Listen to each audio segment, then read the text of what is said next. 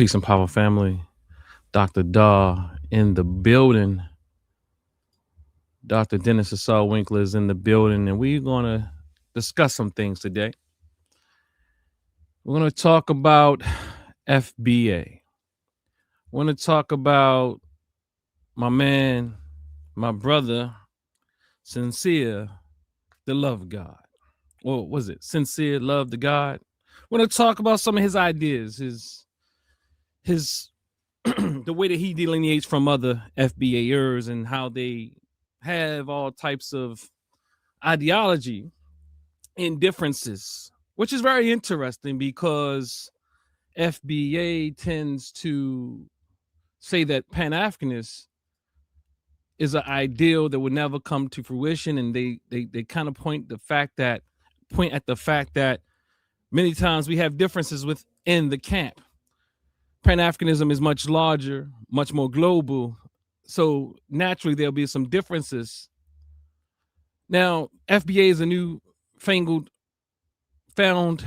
type of ideological movement, and I stand by that. It's an identity with an ideology. It's not what they just call this lineage. This lineage because they say lineage because, and that's all it is, nothing more, because they don't want any accountability, and there's no identity or whatever they call a lineage without some form of ideology. And that's been my main point, because people have been kind of rocked asleep thinking that FBA somehow is just this lineage without anything else. It's just an identifier, pretty much.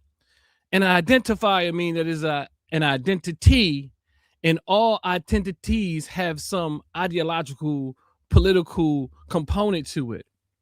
So I'm going to show a few clips today. I'm going to show you some details. I'm going to actually show a clip about with Brother Sincere, the love God, and his beautiful host critiquing me and all that type of thing. And I mean, they critique a variety of the things that I've put out there in some really, let's say, I would say unfair ways.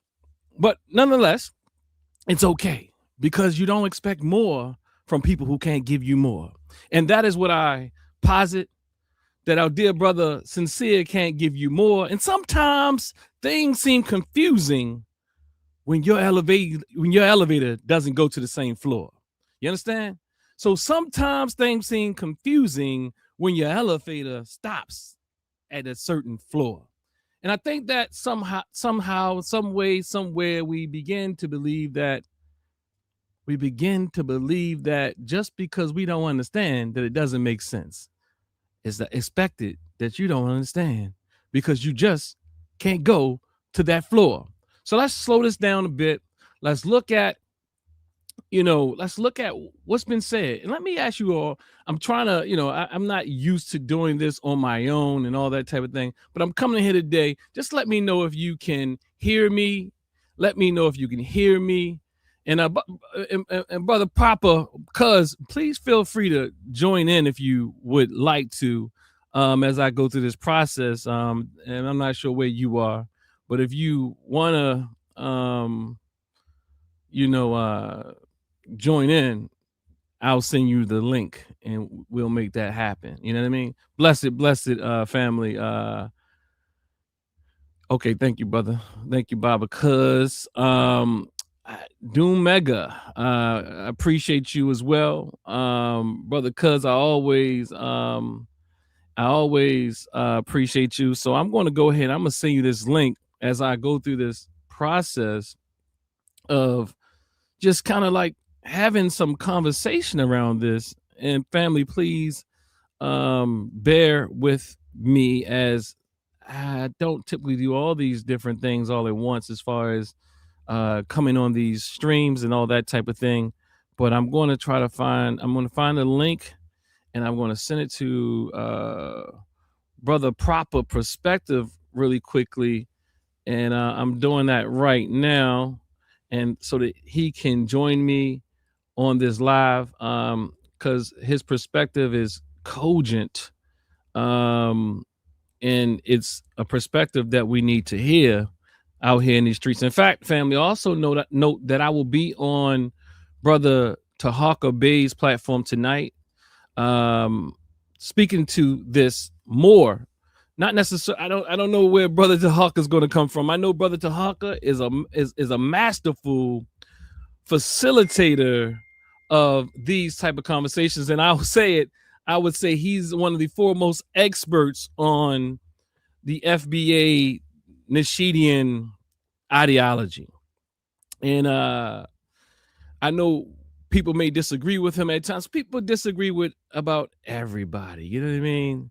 And I'm gonna bring dear cuz up, Shabazz proper perspective. You know, the family loves brother Shabazz, you know, because his perspective is needed, and Appreciate that. it's very cogent. So cuz, what it do? What's good? What's good? Can y'all hear me? Peace to everybody. I definitely can hear you, so I'm Okay, all assuming right. that they can hear you. You know, so I think that people were appreciating our last discussion, and so Indeed. definitely I appreciate you availing yourself, and just jumping on. I just jumped on, and I said, let me do this because I just want to just talk about some of the points and some of the responses or the lack thereof, and there's a lot of lack thereof. There's a lot of lack thereof. So, cuz so how's things been going with you around all this type of thing? I mean, it's funny. It's interesting. You know, I've had a good amount of feedback. I've had a good amount of comments and whatnot. People coming across the video, and then I clipped it up a little bit, so people are commenting on the clips. A lot of it is a lot of FBA, a lot of misinformation still continuing, a lot of cult tactics, cult Mm, like behaviors. So to me, it's funny. I've been kind of low key talking about this issue for a good little bit, at least since they came up with the when they wanted to boycott the thing out in New Orleans is when I really decided I was gonna start speaking out against it or whatever. But it's in one part it's fun, and in one part it's it's upsetting and disturbing because we really do have all of us, and I'm not saying that the FBA people don't have the right kind of passion. We do all have a passion and a love for our people, and we have a passion and a love and a desire to see our people um, move forward and make progress. I just think that there are way more Pan Africanists who understand the plight and understand who the real enemy is than there are people who advocate for the FBA. I'm not saying that there are no FBA people that have an appropriate or a proper perspective on things, but a mhm. lot of the ones that I keep encountering just continue to support. They do more support of the misinformation coming out of the camps and the ideologies than they do of the correct information and the correct direction of work towards the goals that they say that they aspire to. And that's my real problem. Yeah, and I think that I always share that I'm always approaching this as a social scientist. So when Mhm. we say things like, I think that they have our people's interest, we all have our people's interests at hand, then my question is, well, I'm not even going to make a question of it. I'm going to just say I have to differentiate between who FBA sees as our people and who Pan Africanists sees as our people. I would suggest that Pan Africanists, in many cases, are more nuanced, and Pan Africanists are able to see that we are a distinct ethnic group here in America, and then there's also other distinct groups across the diaspora and the continent. Whereas a lot of the energy with FBA is really exclusively, and I have no problem with people wanting to focus on that. As you said in the previous clips, is the vitriol that comes with it after you say that you are a lineage. Yeah, you say I'm a lineage, and I'm FBA. Now they get, it's so interesting that they are beginning to throw this term that they haven't used in a while out there, because they know that we're on their heels in a sense, and what they're starting to reintroduce to the conversation is freedmen.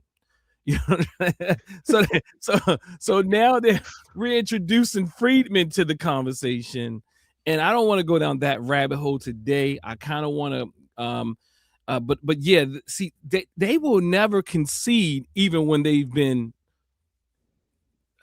pretty much stopped, and I'm going to just say beat up on their points. And it doesn't take a lot to beat up on that point. And I want to say I'm approaching this conversation, I got to do this thing because they're arguing with me as if they're on my level, and I don't even talk like this, but my father told me, your uncle, he told me, you're okay.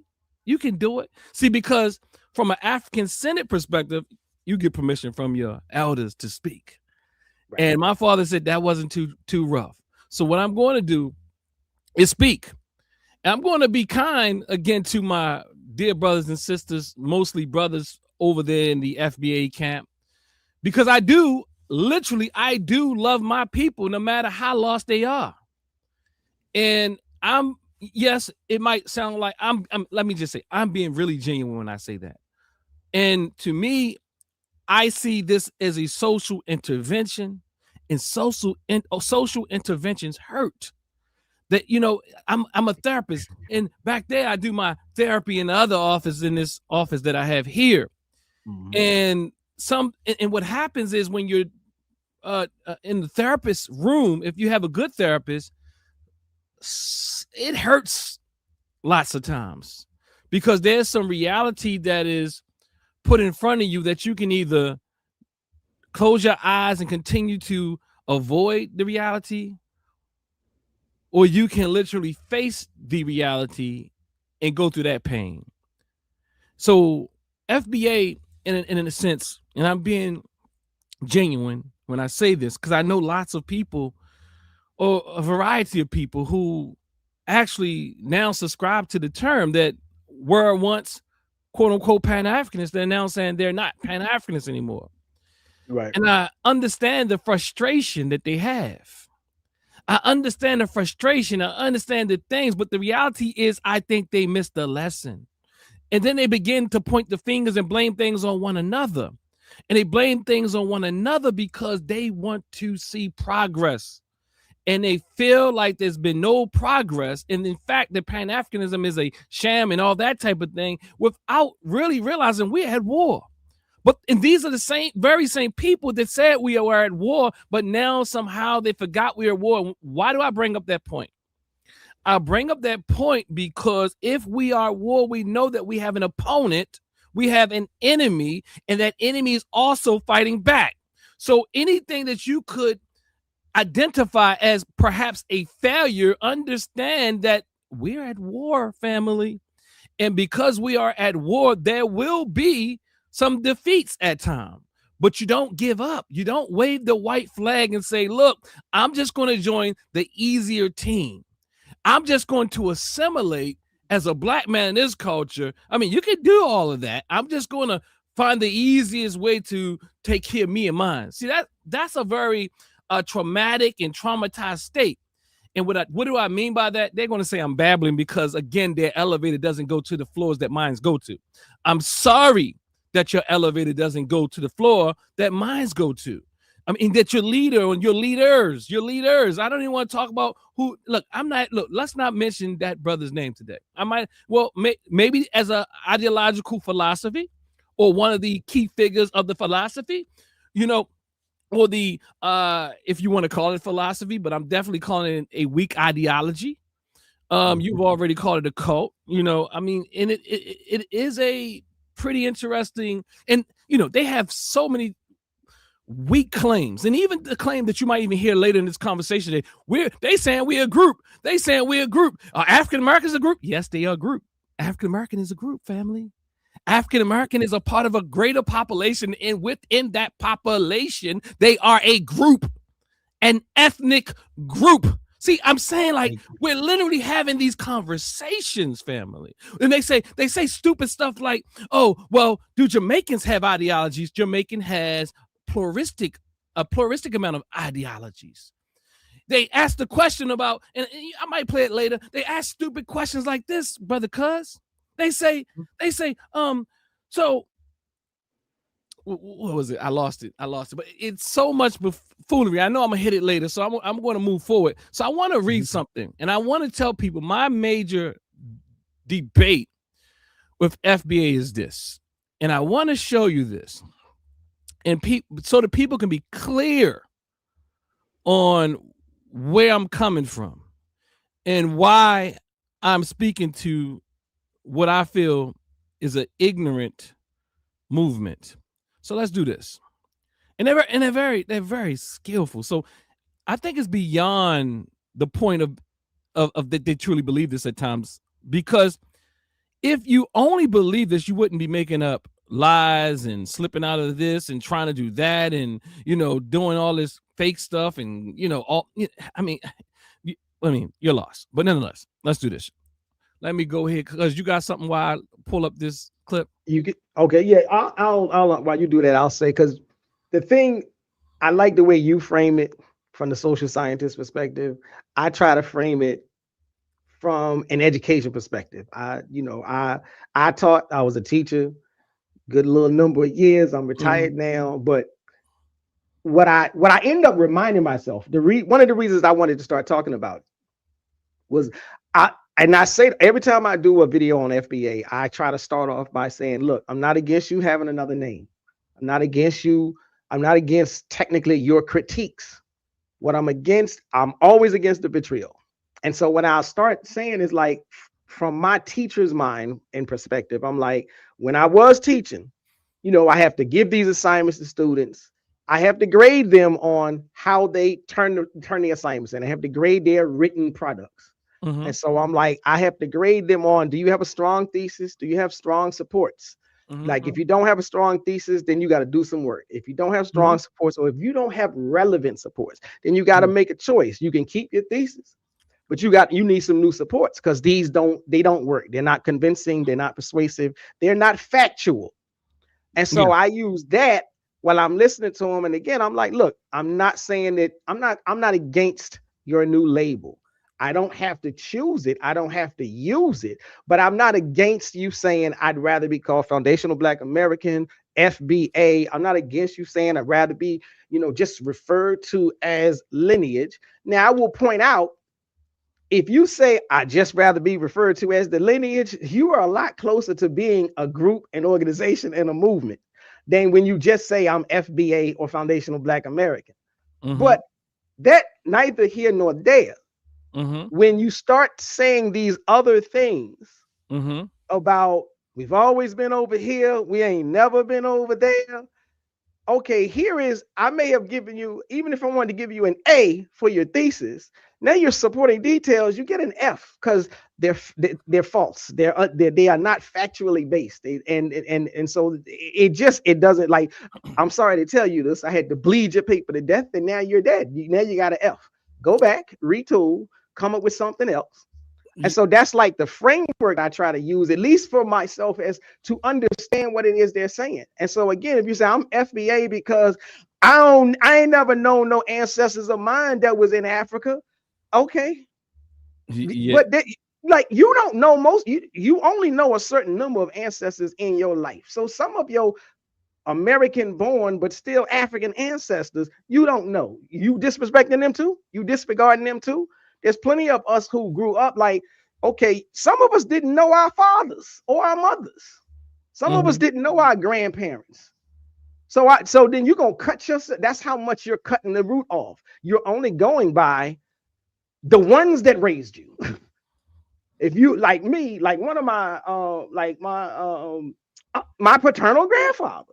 He passed when I was a baby. I didn't know him. So the FBA logic of only centering, only recognizing, only honoring, only respecting the ones that you knew, well, now I'm automatically disregarding an FBA grandparent. Hold up. Did you call that logic? I'm trying to be above the board. I'm trying to No, say. no, no. No. Logic is a real thing, and it's a class even. And your professor, Professor Shabazz, Uh-huh. you like it's illogical. This is not logic. Indeed. You're talking about grading papers. Uh-huh. And what's the grade you would give them again? Ultimately, if they presented it the way it's presented online when we had these conversations, I would have given it an F. A what? An F, failing grade. Okay. If I was nice, I'd be like, here's your D minus.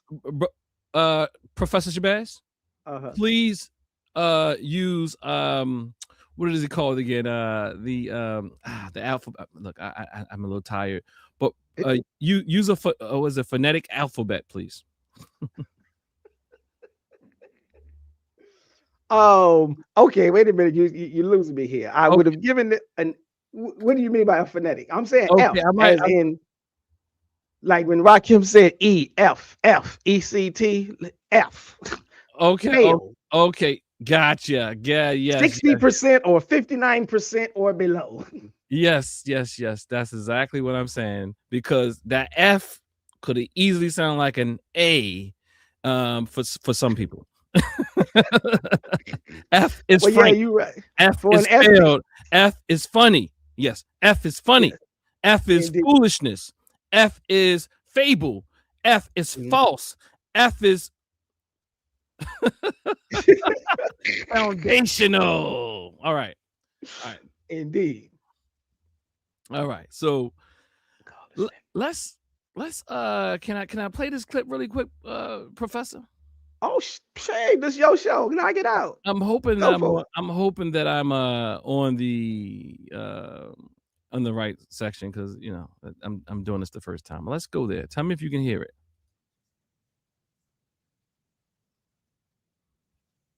Oh, wrong clip. Let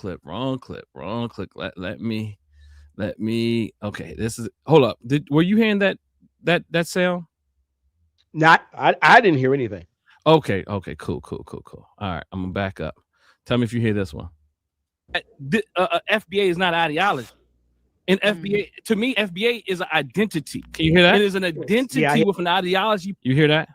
I hear that clear. All right, this is where they say I'm pretty much a fool. Well, okay, let's go. Put behind it, and what do I mean? But I want really to think about this, because FBA is a subgroup of African American, because you can't separate it. It is a subgroup of African American who has a certain. Oh, let me back up, because I think. Let me take a drink, a squeak. Let me take a squeak. Okay, she got to get her You want to again. Just play it, or you want to tell us about the C real quick? Right. It was just the conversation about delineation. All right, cool. Delineation. There you go. Yeah, you're done with that. And that's where I delineate. I delineate from that mindset. And what I also want to posit, just my opening is what mindset, Doc? Be clear. Can you clear that up? You said I delineate from the mindset. I'm coming, Doc. I'm coming. The mindset that, and for those that don't know, the brother with the kufi, that's Asar. That's Asar. FBA is not ideology. And FBA, to me, FBA is. You see, I gotta be clear, because you see the imprint. He has a kufi on. That is. I caught that. You hear that? The brother with the kufi. This is the disingenuous.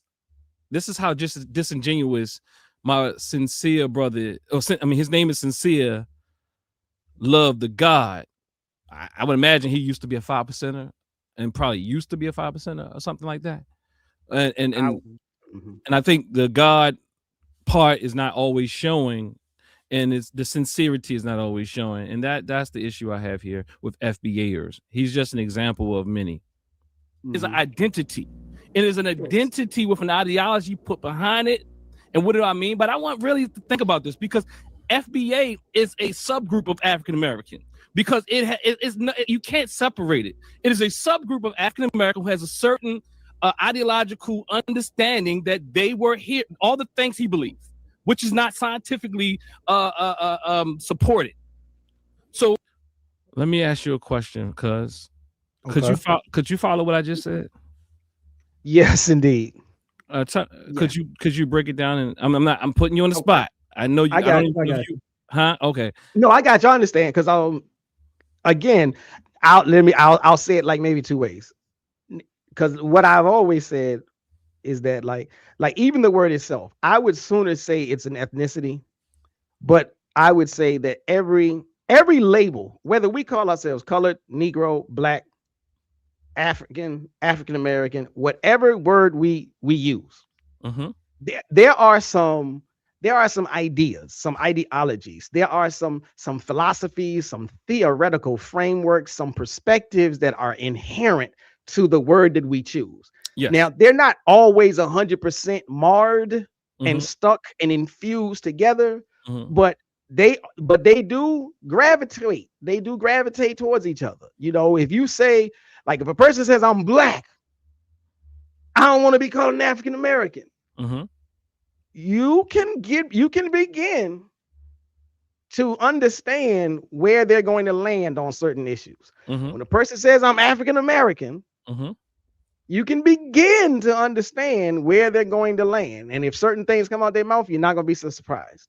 And so when they say foundational Black American, as we've seen, you can begin to see, well, okay, they probably gonna start inching towards a certain school of thought. So the identity label, the name that we use to describe ourselves, does come attached to, equipped with a certain opinion or attitude, if that's a better word for some people, or perspective, if that's a better word for some people. But that's what ideology is: your ethnicity, and then your worldview. All right. Now, if your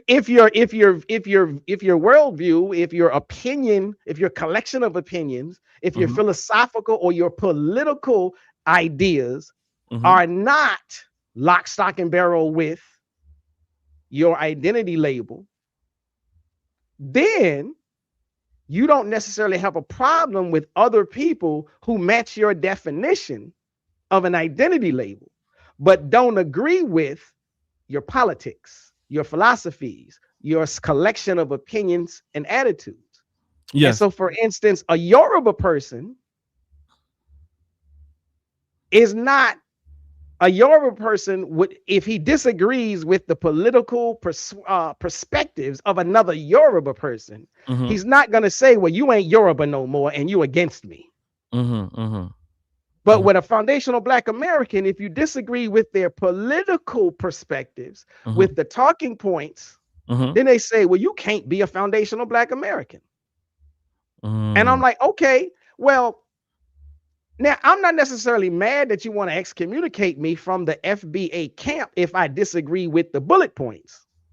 But when you do that, you prove us right when we say then it's not an identity marker. It is an ideology. Thank you for that. And I'm going to ask you to respond to something else shortly. That where they I guess they got they utilizing one of their tactics that comes with their ideological approach to defend their ideology, their catechism. But let me go ahead and proceed, and we'll pick back up on it just to show you where I'm going. So all those ideas, and then also on top of that, the part that I disagree with the most is that we can act like we don't know all the throwing your rocks and hiding your hand stuff that's going on. But if you act like that doesn't exist. You can say, well, most of the people that have sane minds don't say these things. Well, if there's a lot of them and they all represent FBA, and if you and they have these same old talking points, which is a part of that ideology, and like Brother Uncle saying, it's slippery until you start asking questions. So you ask the questions and let them.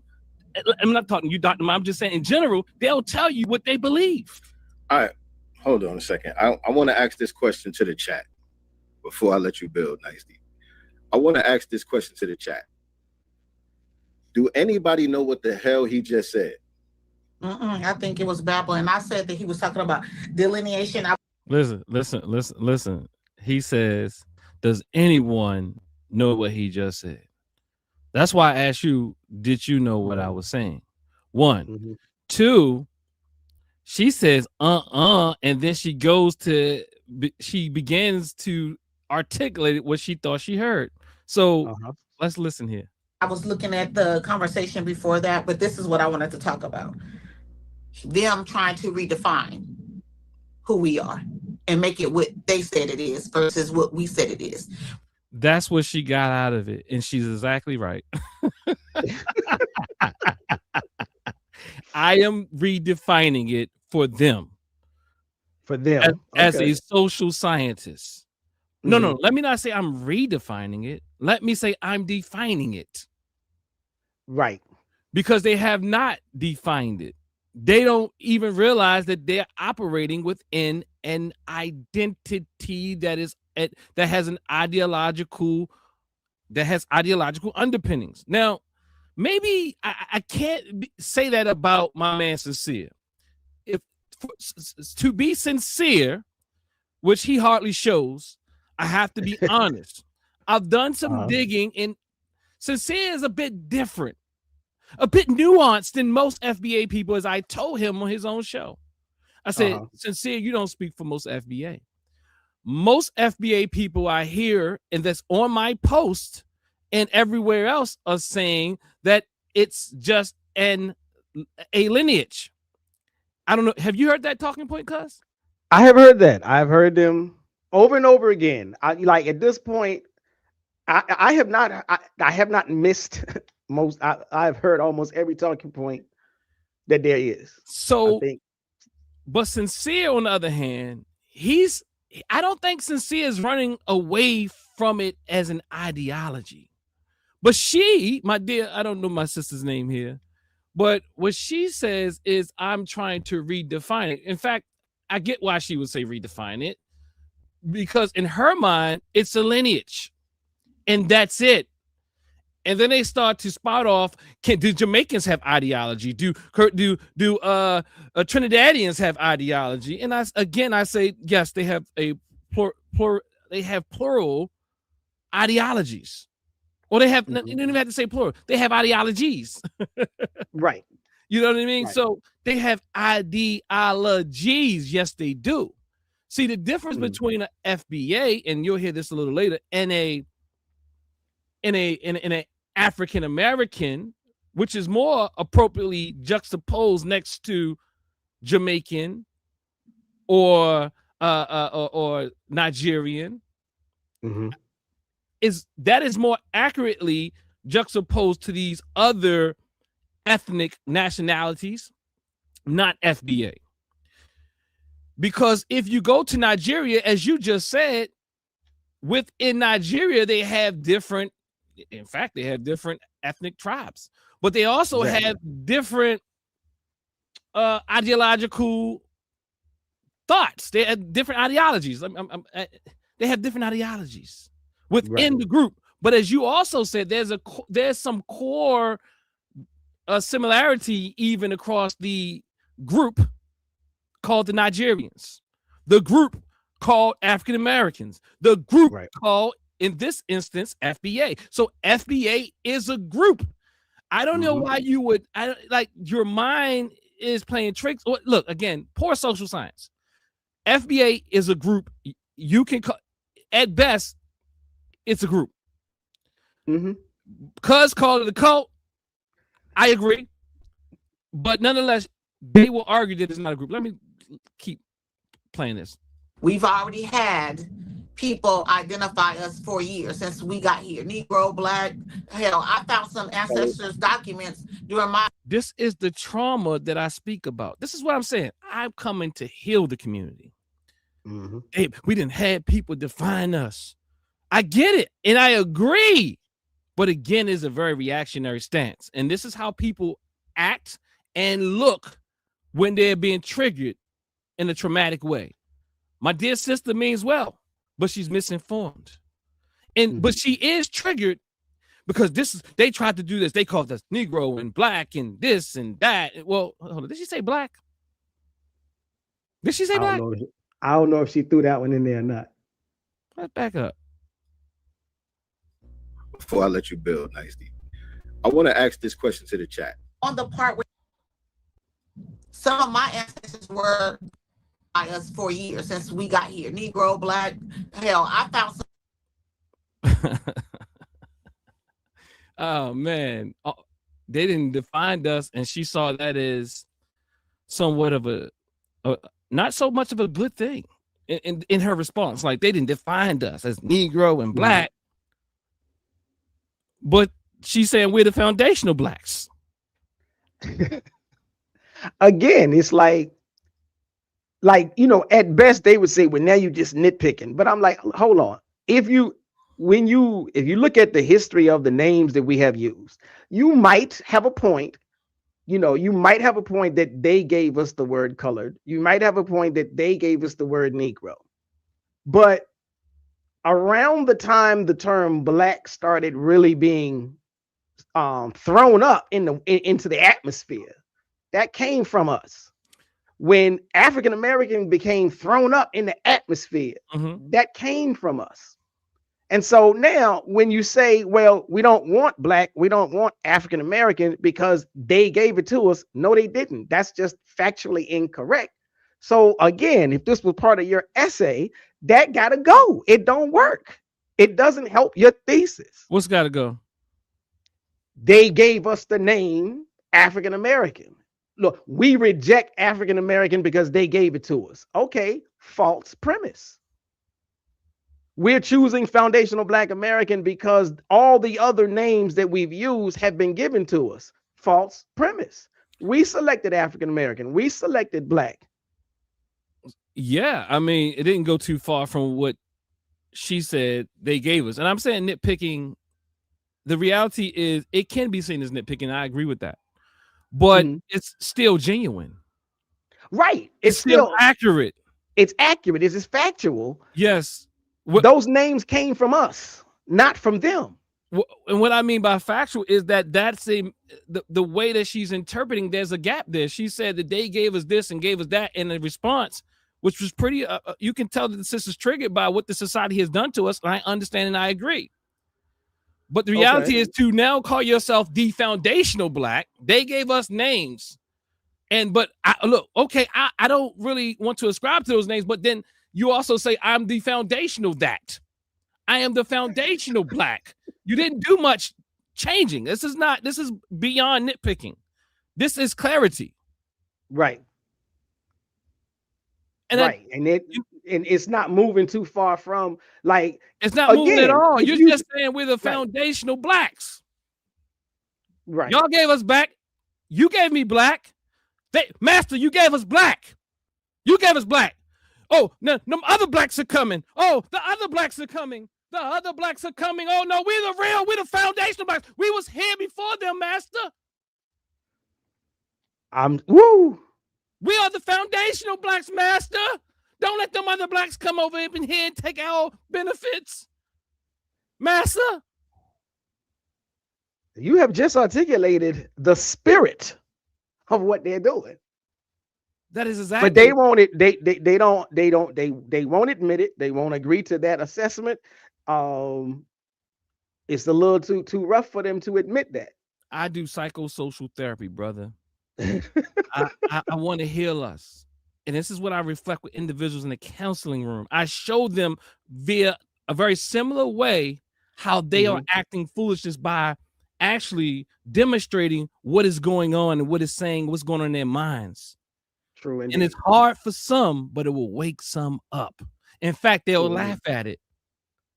but some who are committed, as Dr. Ray Hagan says, dedicated to their ignorance, it won't move them, it won't move them a bit. True. It won't move them a bit. But let's play this clip. Some ancestors' documents during my genealogy where it said, what did it say? Darky. Some of my ancestors were called darkies on documents. You know what I'm saying? So this brother does not get to redefine who we said we are. That's where us taking power back, you know what I'm saying, from the dominant society. See? We're taking power back by being, oh no, we black, we not, oh, y'all gave us the term black, but let's be clear, we are the foundational blacks. And redefining who we are our own way. I'm be honest. It wasn't much redefining. All you did was say, look, I make sure you don't give my crumbs to those Nigerians. Exactly. Make sure you don't give my crumbs to those Jamaicans. Make sure you don't give my crumbs. Again, I get it. I understand. I'm not saying that there shouldn't be even some. Look, that's not my fight. I am not. My fight is not the whole reparations thing. I have not even. I don't even have not concluded any. I don't even have a conclusion about that. That is not my fight. My core argument is that this is an identity with an ideological framework that supports it, maintains it, and it then impacts the way that you think, feel, and behave to your brothers and sisters here, who you say are foundational Black Americans. But if they don't agree with you, call them tethers. You call me a tether if I don't agree with you, and I'm from here. I'm from, let's be clear, the United States.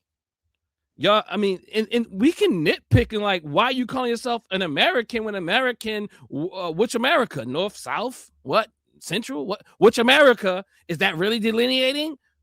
Like, you can nitpick the ignorance of how they think it's going to work. That how they think that somehow that changing a name is going to get them their what they're just do. The check. Yeah. And somehow the name itself is that powerful that it's going to change a thing, and somehow writing all the legal terms and things is not as essential as the name FBA. Look, anyway, I saw them try to change that up and try to now say we freedmen and all that type of thing. But what I'm trying to say is our brothers and sisters, we have what we call black and white thinking. There are some blind spots in all people who are experiencing trauma or have been traumatized and triggered by that trauma. They are not able to see nuance. They're not able to empathize, because what happens is it puts them in a protective mode. It puts them in a them against us mode, a black and white thinking, all or nothing type of mentality. That is why it's impossible for them to see the nuance of Pan-Africanism. Because they start to say, well, y'all also y'all like them and they're our enemies, although they say they don't say it. It's kind of like a person who's been victimized by a victim. I mean, by a victimizer per se. Let's say that someone hit you with a car and they intentionally did it. So now you start to see cars, and now you think that then you start to get triggered by cars, and you begin to have those same feelings about these other people with cars that you had with the person who hit you intentionally, who drove a car. Because now you've been triggered by stimuli that is not even a threat. So now you're beating up on our brother. Let me break that down for them, because I understand that maybe they go to in the 12th floor building, they go to the 3rd. Yeah, they're gonna call it Babel again. They're gonna call it babbling. So let's break that down for them. that essentially means that people who experience trauma, let me see if I can put it in the most simplest form, are triggered by things that remind them of the initial trauma. Mhm. When they come into contact with it in the present. So again, that present thing is not a threat, but because it has hurt you at some time historically in the past, you now believe that it's causing that trauma and it's giving you, it's bringing all these feelings and emotions and things up within you that keep you from being able to see that stimuli as non-threatening. So sometimes, like when you get food poison, let me just give you another example. That's a good one. You have eaten some lasagna from a restaurant and it caused you food poison. And now when you see days later, even months later, you stay away from lasagna, especially from the place you got it from. Exactly. And you've eaten that lasagna 10 years before that occurrence. But now you stay away from it, and just the thought of it is sickening. Mm-hmm. So I think we've all experienced something similar to that. Although this lasagna probably doesn't have any type of bacteria that's going to cause you any harm, you still see it as harmful. I don't know if that's clear enough, cuz. Well, you know, I'm 100% understand what you're saying. Now, there could be some people, especially if you don't want to understand, then there's nothing anybody can say to make you understand. But we can throw out PTSD as another example. And, whether you look at it from the post-traumatic, I forgot what the original was, but like, wasn't it Dr. Joyce degree that said post-traumatic slave syndrome? Yes. Or disorder or something like that. But syndrome. Again, syndrome. The idea is exactly what you said. When something, when you encounter something that is bad, that is tragic, that is hurtful and harmful, yeah, your guard is going to be up. And to some extent, it's understandable your guard to be up.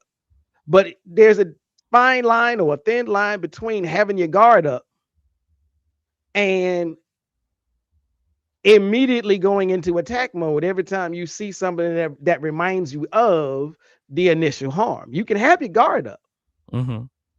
I don't, again, to some extent, I don't see a problem with anybody having their guard up. But when you make blanket statements, all them Africans hate us, they want our resources, that's that's not having your guard up anymore. Now you've gone way above to the other side of the coin. And now you just, again, vitriol and hate. They're going to now say, we never said all. But yeah, they do that kind of pivot. But the imprinting, the media that they put out there, Nigerian tether, and they say Africans do this. Africans don't love you. Africans sold you to slavery. These are generalizations. Right. We know it's never all, but when you speak in generalizations, as I was sharing on that podcast, in our minds, we think most people do that thing. We think we know it's never 100% when you're talking about social political science, but you're imprinting in the minds of people that most of those others do that. And there may be some exceptions, because when you say Africans do this social scientifically, it means that the majority of these people do that. That is what that's the generality. Now, you might have to use a dictionary. An encyclopedia. Sweeping generalization. Huh? Now I want to say the dictionary, again, I keep thinking about all of the stuff that I did when I was teaching. Sweeping generalization, hasty generalization. Please break it down. Either way, yeah, if you're not familiar with the terms, then you might have to do do some vocabulary building, some dictionary stuff. Yes. But it's making assumptions. Now, can't nobody say they don't understand that. It's making an assumption about a group. You have more faith than I do in that. Let's push play. Honest with y'all, I don't know what the hell he just said. I was just focusing on the part where he was talking about FBA is not an ideology. FBA is an identity. Okay. She broke down what I said. But what she missed is one point when she says FBA is not an ideology. What they're missing, I'll let it play, then I'll let you know what she at least was able to repeat it. He can't. Her elevator goes a little higher. In fact, I think it does go. It may go as high because she might have the ability to do it with better teachers. Okay. Your teacher can only give you what they have. Right. And if sincere to love God is her teacher, or you can only go as far as the people you are around. If you're around people like my man Sincere, he's stunting her right now. She was able to repeat it. It was too much for his information. It was causing him overstimulation. Just listen to how he said it was overstimulating him. Hold up. Because he said FBA is not an ideology. That's where us taking power back, you know what I'm saying, from the dominant Babel. This is why the word, we have the term Babel. He was babbling. He really and redefining who we are our own way. I'm gonna be honest with y'all. I don't know what the hell he just said. I was just focusing on the part where he was talking about FBA is not an ideology. FBA is an identity. Okay. Hold up. Because he said FBA is not an ideology, it's an identity with an ideology attached to it. What does that mean? A word salad, you know what I'm saying? That's just word babble. This is why the word, we have the term babble. He was babbling. He really was. And I'm just asking the chat because I know it can't be just me. Am I slow? Did he say something? Did he say something important just now? Chat, let me ask y'all, if y'all understand what we're laying down here and what was said, put some ones in the chat. I know it's not many of you in there. I just want to know if you're able to follow. Did he make a point? I'm not even trying to be funny, y'all. I'm gonna rewind it. I'm sorry, y'all gonna have to stomach through this shit again, because what did he say? And what I also want to posit, just my opening is what mindset, Doc, be clear. Can you clear that up? You said I delineate from the mindset. I'm coming, Doc. I'm coming. All right. This is what we're gonna try to figure out as a family, as a group. This is what we're gonna try to figure out. What is the mindset that he is delineating from? Because that's what Dr. Ma'at just asked him to clarify. Right. He made a statement saying he delineated from the mindset. Now, we didn't play what Dewan B said. We're not going to go back that far. But he made a statement. He said he delineates from a certain mindset. Dr. Ma'at asked him to clarify that. She said, which mindset are you delineating from? And this was his reply. Y'all, we're trying to figure out now what mindset he's delineating from. Y'all let me know if y'all figure it out, because I need a little help. Mindset that FBA is not ideology. All right. I'm delineating from the mindset that FBA is not an ideology. Okay. I'm delineating from the mindset that FBA is not an ideology. What does that mean? Because in short, you are separating yourself from the mindset, the idea that they are trying to promote, that FBA is only a label, and that an FBA does not have a set of views, opinions, goals, ideas, values that guide how a person or a group understands the world and acts within it. Now you You're know what, trying to cuz? separate from that. You know what, cuz? This is so beautiful. Hold up, cuz. Because I didn't study English. Mhm. I think you did. Yeah, that was mine. That was my claim to fame, good or bad, whatever it came with it and didn't. And I'm not What? saying that I'm always using like you know it way more technical than I do. Mhm. So subject verb agreement and all that type of thing, you know it on a deeper level. Like I can write. You know what I mean? Right. I've done a lot of writing. I know how to make it work. But there's difference Right. between know how to write and then you know it and you know how to break it down to you know how to isolate and look at things and in a very granular level. You know what I mean? Mhm. Right. So when one says, so what is it called, cuz when a person does not take the context of what came before that FBA is not an ideology. So what was it? What was said? I'm delineating from the mindset, right? Uh-huh. That FBA is not an ideology. Right. Did you follow that? I followed it completely. Okay, now I don't think. See now, what he's not. I don't think he's confused. Oh, you think he's disingenuous? He's insincere. Insincere, huh? You think he's insincere? Yes, I mean, I'm sorry, like, and I'm not saying this just, I'm not saying this for the algorithm chasing, and I'm not saying it to those shots, but I'm like, I don't think he is confused. I think he knows exactly what you meant. He knows what you mean. He knows the definitions of the words, but he doesn't want to engage that part of the conversation, because to engage it means that you either have to honestly discuss it and defend your position.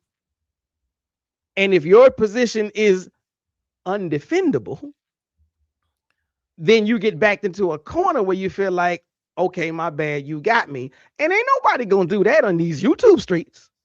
Well, because I'm not a YouTuber and I'm like academic, I Mhm. will, because it's Okay. about I will, and most academics, well, people who we have to, especially Right. when we're having good debate, even at TNAT, Right. and I was, I was looking, I went and listened to this, and I said, well, maybe I said it incorrectly, and then I listened to it again, and I said, no.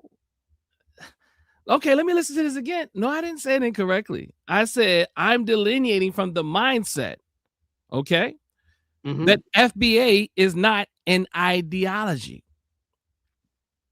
What does that mean in short? That I'm delineating from this idea that FBAers espouse, that foundational Black American or the foundational Black Americans don't have an ideology. I then say it's an identity. It's an identity that has that is an ideological framework. Or let's hear what I say. In FBA, to me, FBA is an identity. It is an identity with an ideology put behind it. And what do I mean? But I want really to think about this, because so far I don't get it. He's delineating from the idea. So far, he's delineating from the idea that FBA is not an ideology. Listen, that's what he got out of it. Because it is an ideology. I don't know. Both. I don't know. You think he's been disingenuous, or you think that's really what he caught? No, I really, honestly, I'm sorry. I say I'm sorry.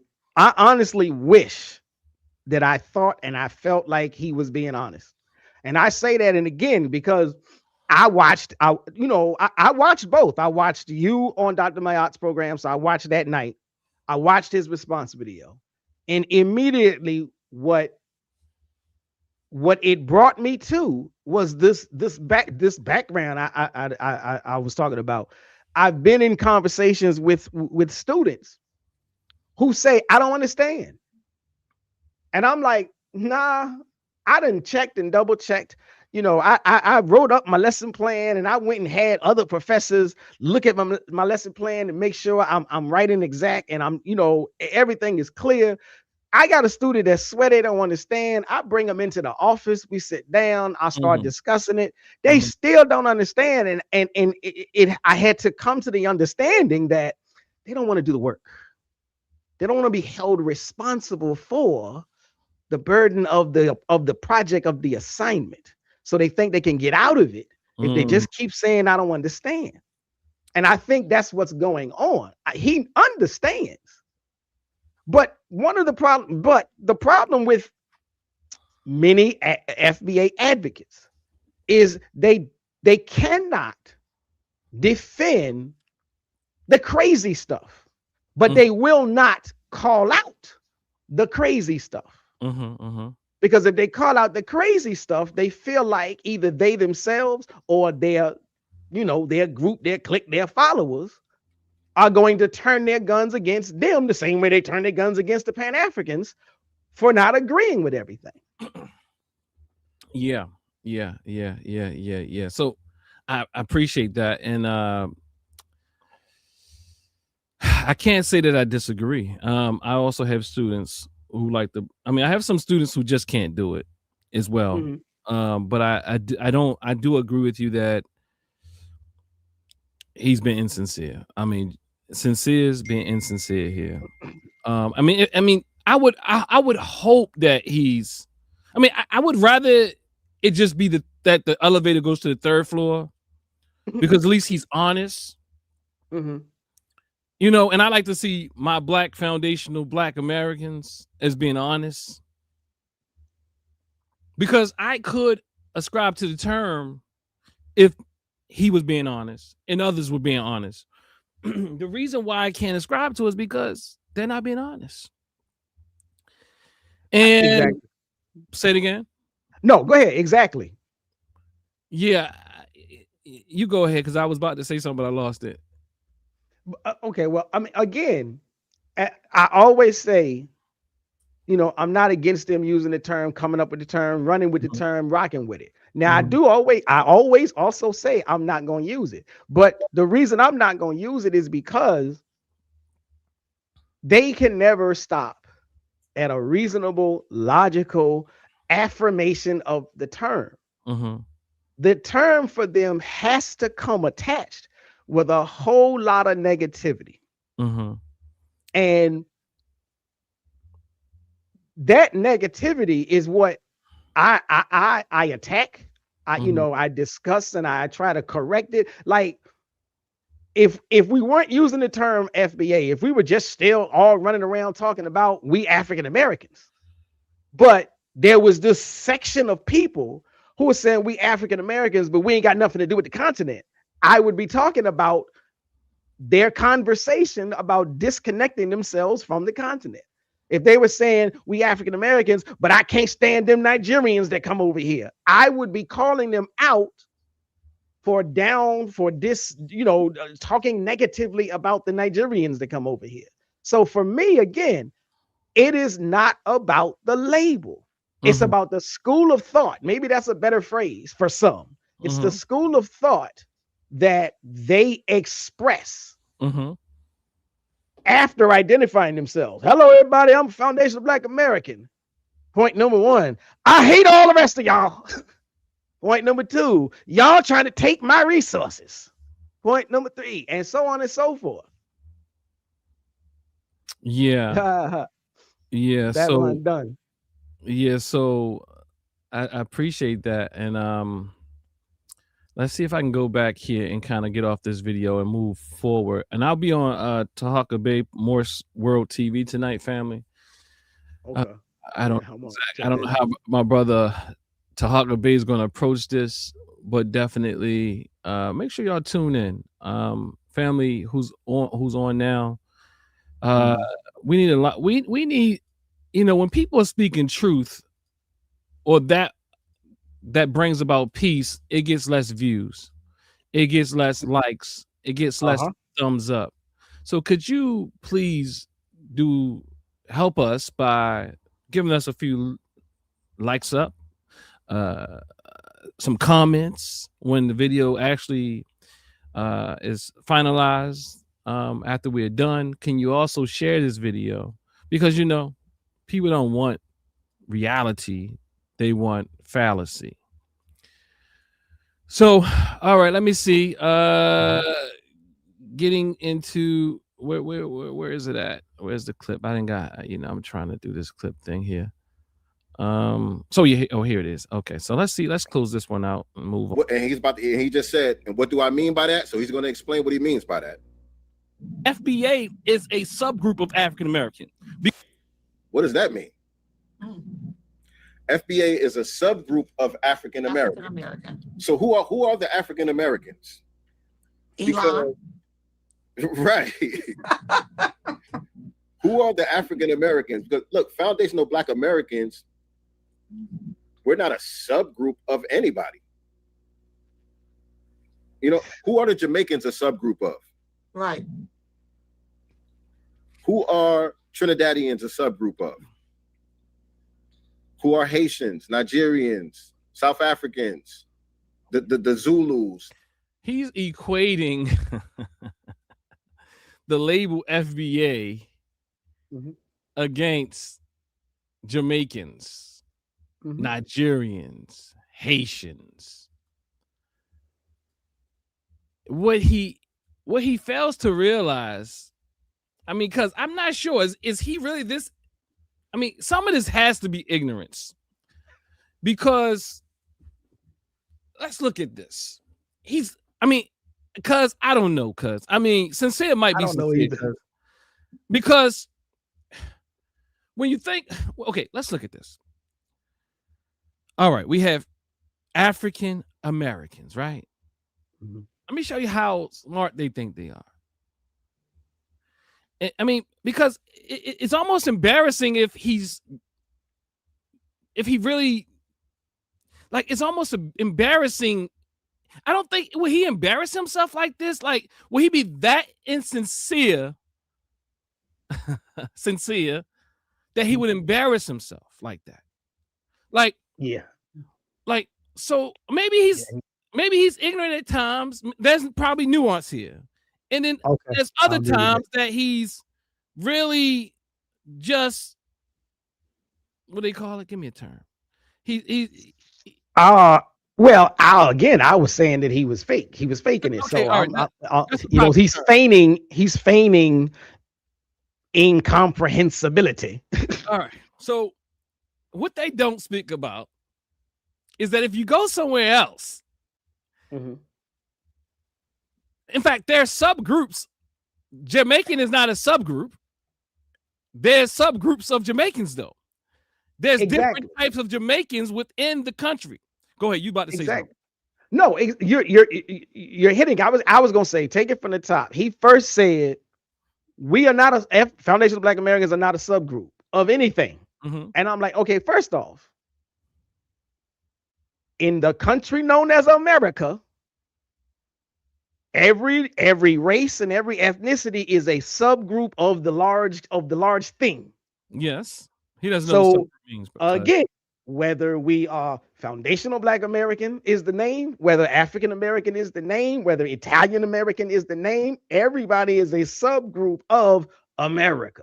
Now, does this mean I don't know. I honestly can't tell you if he's just talking off the cuff and he doesn't understand it, or he knows but he playing the game. I honestly couldn't tell you at that point with that. But right off the top, that's dead. No, you are a subgroup. Right. That's why you're delineating. Delineation makes you a sub. You are putting yourself into a subgroup. Absolutely. Why? Because African American has been an umbrella term from what they say, that they want to be very specific, and I get it, about what group of African Americans we're talking about. And then I think she goes on to say, we're no group. She went so far as to say, and I'm not saying her because they all say it. Elon Musk is an African American. I'm not an African American because you can say that about Elon Musk and all those South Africans that come over here. It's a talking point. He's not. It's not a valid argument. It's a talking point. It's not the truth. It's not the truth. Look, I'm saddened by the fact that we have so much technology.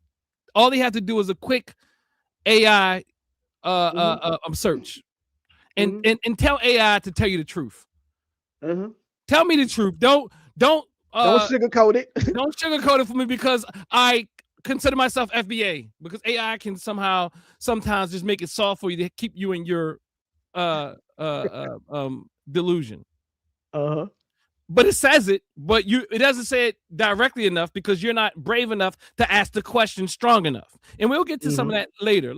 But yeah, so there are subgroups in all nations. In all nations. And I think the other thing that they don't explain, I think, I told a brother earlier, we are on the main stage in the big house, those of us who are called African Americans.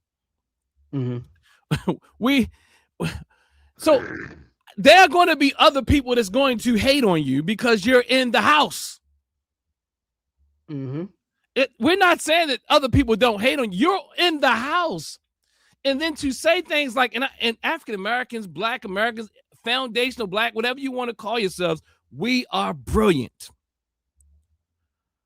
But our brothers and sisters across the diaspora and continent are also brilliant. Exactly. So sometimes we say stuff like, well, FBA is look how we have given the world culture. That's true. But we also got to realize that we are getting the crumbs of the most dominant culture of this time. We are on the main stage. We have more. We have more access and more at our avail, although it's crumbs, than any other group of African or Black people. This is true.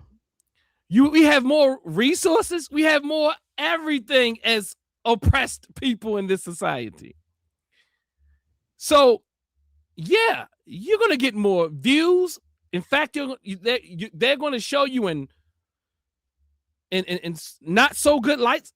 Sometimes they're going to cause confusion. You're going to have the stage. Yeah, people are going to hate on you because they see you as all like the people in other countries sometimes believe that when they get to America, that the streets are paved in gold. Yeah. Understand the media manipulation that happens that imprints on the minds of our brothers and sisters. Now, I know they're going to say that's babble because they don't understand one word, imprint. So just look the word up. But nonetheless, define it for them. look it up. But look, so you've been doing a good job of making it easier.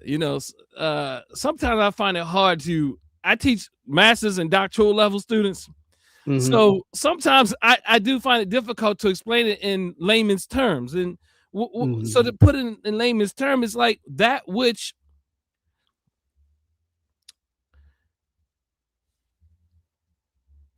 becomes your thought process. Yeah, it creates the thought process. As you said earlier, perspective, the lens, all those things. I'm hoping one of those words kind of resonate and you can kind of catch it. You look like you got something over there, cuz. I'm just trying to, look it up to some extent to look for some more synonyms, basically. Just in case, now this is what I found. To imprint an idea on someone would mean to fix an idea firmly in their mind, firmly in their memory or their character, to leave a strong, lasting, and often unforgettable impression. That's what imprint means. So they can take from that when you say such and such has imprinted on their minds. Mm-hmm. Instead of saying, well, I don't know what that means, that's some more babble, now they got a definition. Now they can take that definition and say whether or not they agree with you or disagree with you. They can't say it's just babble. Go ahead and tell the family, cuz while we transition. Okay. What, the thing on the screen? Yes. I was just saying, Babylon Don wants to, get in on the conversation. I don't know how you feel about. Well, I kind of know how you feel about it because what you said last time, and I was just like, look, you hit my channel at the proper perspective, and when I go live on this topic, then I might let you jump on there and chat it up. I ain't necessarily saying I'm gonna do that tonight, because every time I try to go live, I get a phone call and I gotta hightail it out of here to go do some stuff. But I was just saying. Okay, Babylon done. Or Baby London. I'm saying London. Names wrong as I don't know what. I'm sorry. Baby London. Because you can't make a mistake. They're gonna. You can't. You gotta. And they gonna say I'm babbling. You can't. Yeah. Look, because even in this video, like I'm saying, is that like I have to go. I could take it that maybe I could have said the thing wrong, but as I listened to it, I said I didn't say it wrong. Right. It's like, yeah, like anybody can perhaps misstate something, but most times when we misstate it, we still come around to correcting it before we get finished. Now, if somebody wants to peg you on second number 2 of a 45-second statement, see here it's second number 2. Well, then again, you showing your hand. We know why you playing this game. Absolutely. It wasn't even said incorrectly. But nonetheless, let's finish. I'm gonna finish this out on this one, perhaps. Okay. The Ashanti, who are they subgroups of? Because when they say who they are and they use those terms, that's the same thing that we mean when we say who we are as foundational Black Americans. So I'm a little bit confused. We're subgroups of African Americans.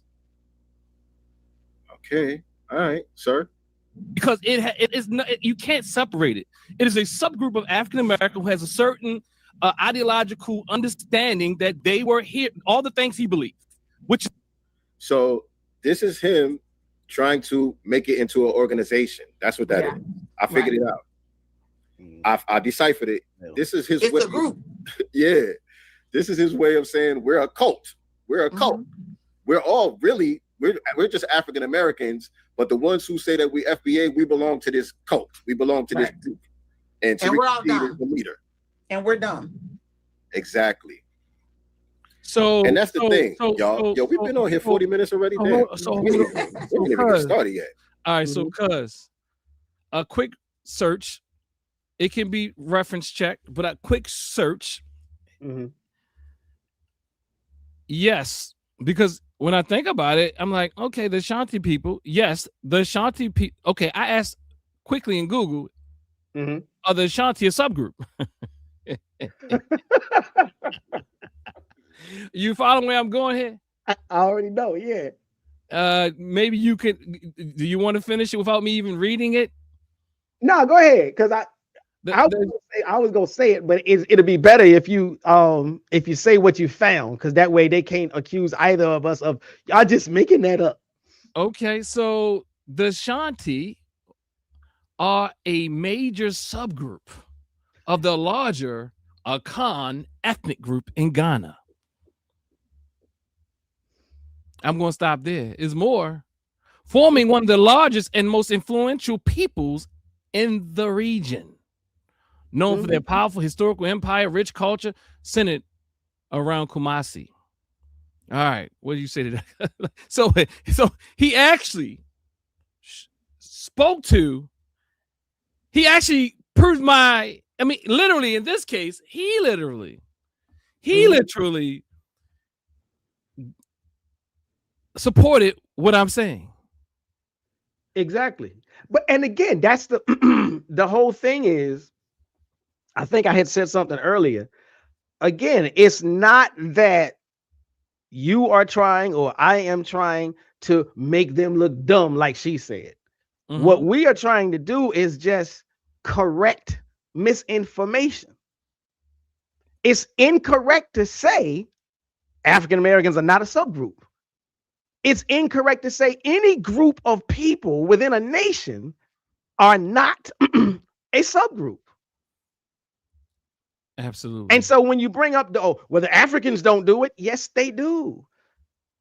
The Yoruba have subgroups, the Igbo have subgroups, the Khan have subgroups. And even within the subgroups, they still have smaller subgroups. Right. So we all have our group, our subgroup, and then divisions within our subgroups. And this doesn't mean that you're dumb if you don't know it. Now, you might be dumb if once you've seen the definitions, once you've been given the knowledge, once you've seen that you were incorrect about something, and you still say, I'm gonna still stick on my point.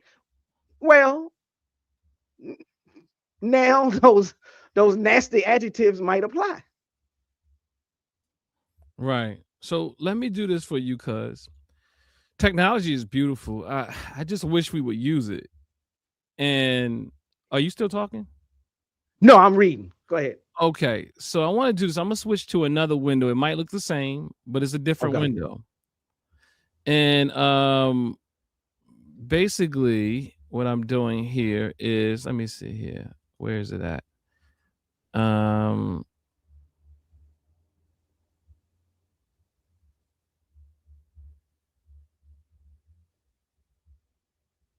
Okay.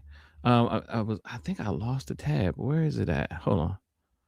Okay, let's go there. Let's go there. Okay. So anyway, I think I lost the correct one, but let's go here. Let me share this tab. All right. Do you see the does it look the same? Or is it a different something? It looks mostly the same. Is it me, Dr. Maya? Yeah, this one looks like it looks like it's just maybe the original one. I can't. Okay, yeah, it is the original one. Oh no, it's still Sincere's page though. It's still Sincere's page. Yes. So I put here. Look, what is Dr. Asar? Look, you see AI is on. It can tell you what's going in the video, right? You see that? Can you read that? I can see it a little bit. What is Dr. Asar responding to when he says it's an ideology? Yeah. You can read that? You want me to read it? Okay. No, I'm saying, can people see it? Oh, can I read it? Yeah, the people can read it if they're watching. Yeah, they can read it. Okay. So AI, it can pick up exactly what's being said. I just want to make sure, so I put in, what is Dr. Asar responding to when he says it's an ideology? It says Dr. Asar is responding to the discussion about the FBA, Foundational Black American Concept. When he states it's an ideology, he posits that FBA is not just an identity, but an identity with an ideology behind it. He describes FBA as a subgroup of African Americans with certain ideological understandings, particularly the belief that they were here, which he claims is not scientifically supported. He also expresses disagreement with throwing your rocks and hiding your hand behavior, and the notion that those representing FBA have the same old talking points as a part of their ideology. So if they couldn't catch it from me, maybe, I teach my students, you can go to, let's say, AI and break down complex books, because there's books that students read and it's the first time they're reading them. And I say, well, put that in AI. Ask them about what Paulo Freire means by the banking concept, or interest, or what dear brother, critical race theory, Derek Bell speaks about when he says interest convergence and all these different things, So do that. So because it can break it down for you, you know what I mean? And so AI in the same video, which goes into the transcript, understood it. And it also, I want to point out something. It also goes into, if you read this as a whole, the question at hand that he said, did he ever respond to it, or was it just babble? This will tell you exactly what I'm calling the mindset. Let's go back. Let me read it all at one time. Dr. Assar is responding to the discussion about the FBA, foundational Black American concept. When he states it's an ideology, he deposits that FBA is not just an identity, but an identity with an ideology behind it. That's part of the mindset. He describes FBA as a subgroup of African Americans with a certain ideological understanding. Mindset, ideas. Ideas make up mindset. Ideology, ideas. Particularly the belief. Beliefs are part of your mindset, that they were here in America, which he claims is not scientifically supported. So there's also this belief that they were already here in America. Whether you agree with it or not, that is not the argument here. The argument is this is part of the mindset, the ideology. He also expresses disagreement with throwing your rocks and hiding your hands behavior, which essentially notes, he goes on to say, let me just read it. He expresses disagreement with the throwing of rocks and hiding your hand behavior, and the notion that those representing FBA have same old talking point. So I'm speaking to these FBA talking points that I disagree with. And you act like you don't say these things. You act like you don't do these things, but you do it. Then you say, well, we're not talking about all. So the thing is, I disagree with that mindset. I disagree with the ideology. The main point is I disagree with the idea that there is no, that, let me back up, that FBA is just a pure lineage with no idea or ideological underpinnings. Now, going further, and why is this essential? And my argument has always been the same. And did your screen change, cuz? Yes, you got it. All right, I'm learning some things here. So if you see here, my argument has always been the same. And I'll read it. For those who don't know, FBA talking points, this is a post debunking their claims. I had to put that up there because even many of our brothers and sisters didn't even know what, and I say our brothers and sisters, let me be clear. FBA are my brothers and sisters. But when I'm now saying in this case, I'm saying those who are coming in defense of Pan-Africanism. They'll come and they may not know the talking points of FBA. So when they read this post, they're not sure whether or not this is supporting FBA or is against FBA. Or I don't like to say I'm against the thing. I like to say I'm just for African or Black unity. I'm for Black unity. That's what I'm for. Not against FBA. I'm for Black people coming together. FBA, I put here, is an identity with an ideology, and it predates all of these videos. FBA is an identity with an ideology, not just a pure lineage, as some attempt to argue. Dr. Dennis Assar Winkler Jr., PhD.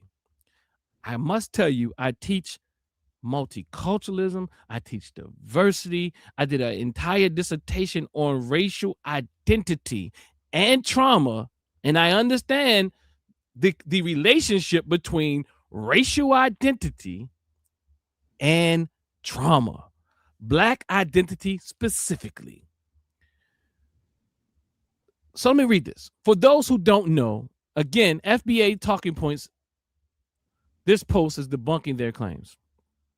I start off by saying, let me be clear. FBA is a socially constructed identity category. It is framed around lineage, but it functions as much as much more than a neutral ancestry label. People can choose to affiliate with it or not. That is their right. But let's stop pretending it's only about lineage. It isn't.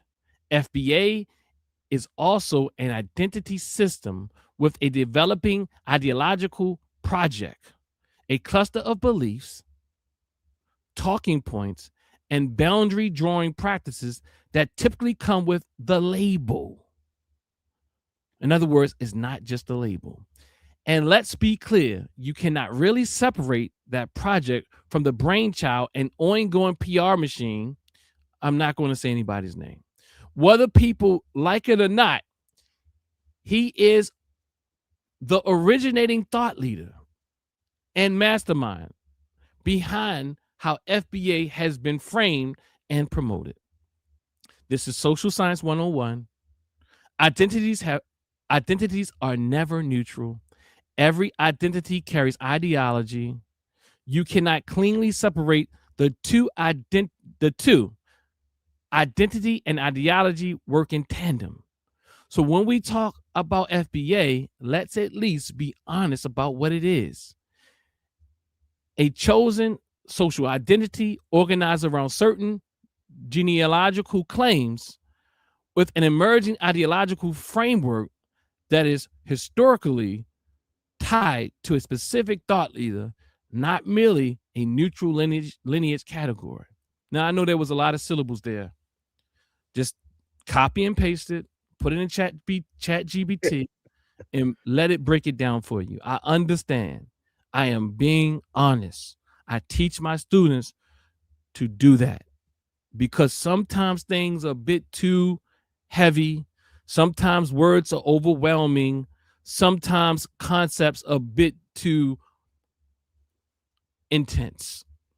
And if you, I'm going back. And if you want a full dissertation on Black identity, feel free to Google me.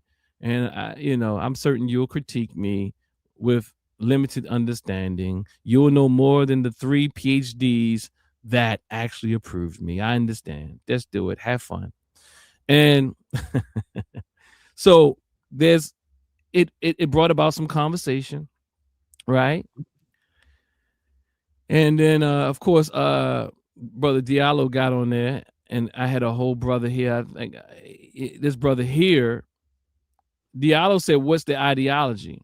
I answered it, but I won't say how I answered it. Well, I'll say I answered it because I'm not talking about anybody. I said I haven't quite labeled it yet, but it's either Tariqism or Nasheedism. So, or Nasheedian. So, these talks came around, and then Rory Frizen, I guess, says it's literally just a binary lineage. It is you is or is you ain't. It is literally just a binary lineage. It is you is or is you ain't. Can you read that, cuz? Or is it too small? Yeah, I can't see that one. Let me see. You can't see it? Okay, let me plus this up. Can you see it now? Oh, shoot. Can you see it now? I do see it now. All right. So he says, Rory Frizen says, wrong. It's literally just a binary lineage. It is you is or is you ain't. You can change the definition. See, they're saying I'm changing. Mm-hmm. This person is saying I'm changing it, and they are saying I'm changing it. Who's right? They're FBAers. You can't have it both ways. Now, right. I do understand there can be subsets of any movement, so you can debate that. But I do want to actually bring some attention to that there is a variety of thought or variation of thought within FBA itself. And FBA always claims, or let me just say, FBA often claims that Pan-Africanists can't agree on things. Pan-Africanism is much more global. It's a larger movement. And guess what? The FBA is a very small movement and they can't even agree on things. And he goes on to say, let's see what he says. Look, this is the Nasheedian talking point. You can change the definition and create a straw man to represent anything. So then they go to AI. Mhm. And AI says, look, he goes to AI. I think it's a he.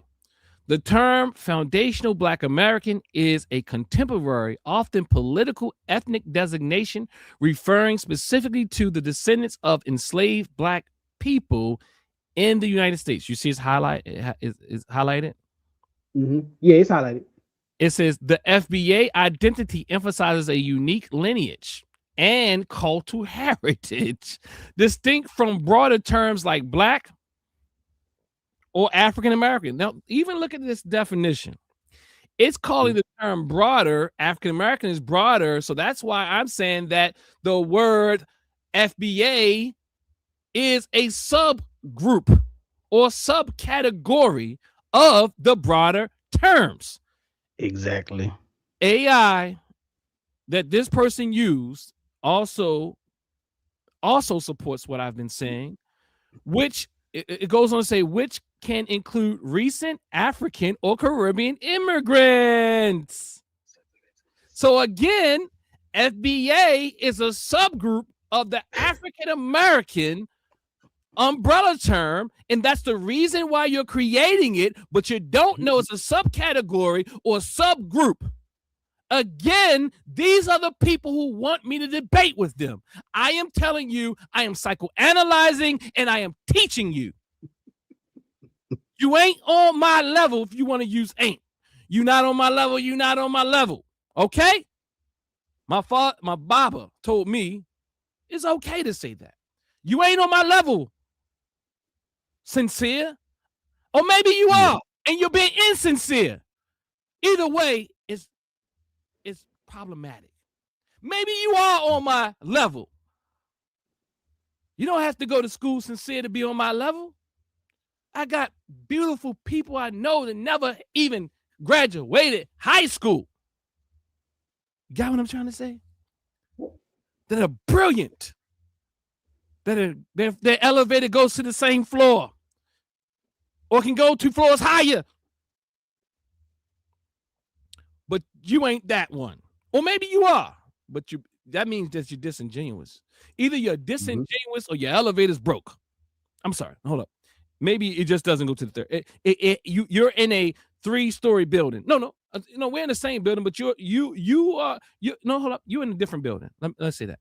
You're in a different building. You have 3 flights. You got what I'm saying? Compared to 12 flights.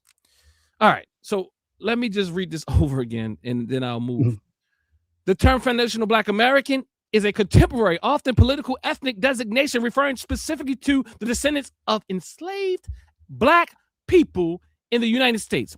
The FBA identity emphasizes a unique lineage and cultural heritage distinct from the broader terms like Black or African American, which can include recent African or Caribbean immigrants. And this is the reason why you've created this subcategory. Because you want to delineate, to be more specific. You said the word specificity, but you don't even understand the word that you're using. The very reason you want to delineate from African American and create a subgroup, that is delineation. All right. So, all right, that was he told me Roy Friesen said wrong. It's literally just look, we are teaching here. We are psychosocial analyzing as well. And I know Cuz got some stuff cooking over there. I can't see him, but I know he's waiting patiently. No, I'm good. Look at my screen. Again, Roy Friesen says it's literally just a binary lineage. It is you is or is you ain't. Now, I can understand that, and that's horrible English. but I'm not going to judge it because it ain't our primary language anyhow. So you can change. No, I get it. This is African American vernacular, so I got you. I won't mess with that. You can change the definition and create a straw man argument. So I changed it. This person gave me that, and let's see. I reply. I say, Roy Frizen, did you also search like this? Can you see this, or is it too small? You get it. You blow it up a little bit more. It's seeable. Oh, it didn't. It ain't gonna. Oh, and then it got small. Yeah, if you're on a big screen TV, they might be able to see it. Yeah, they can see it. I'm just on a regular laptop, so they can see it. And they can scroll in with their phone, family. So yeah. I said, did you search like this? I was trying to be really, sometimes you're really trying to help people therapeutically through this process. And, like all clients and patients, they're resistant to change. And that's also understood, because it's a lot to have a belief, and beliefs are very hard to change.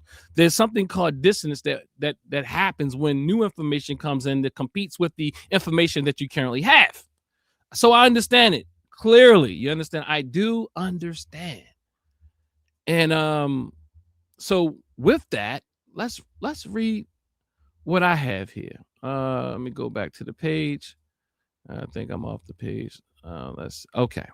No, that's the wrong page. I'm not gonna read. I have other stuff, but I'm gonna close this out because I gotta get on with Tahaka in about an hour and a half. So I asked. The response was yes. The foundational Black Americans movement has a core ideology, because he's argued that it doesn't have a core ideology.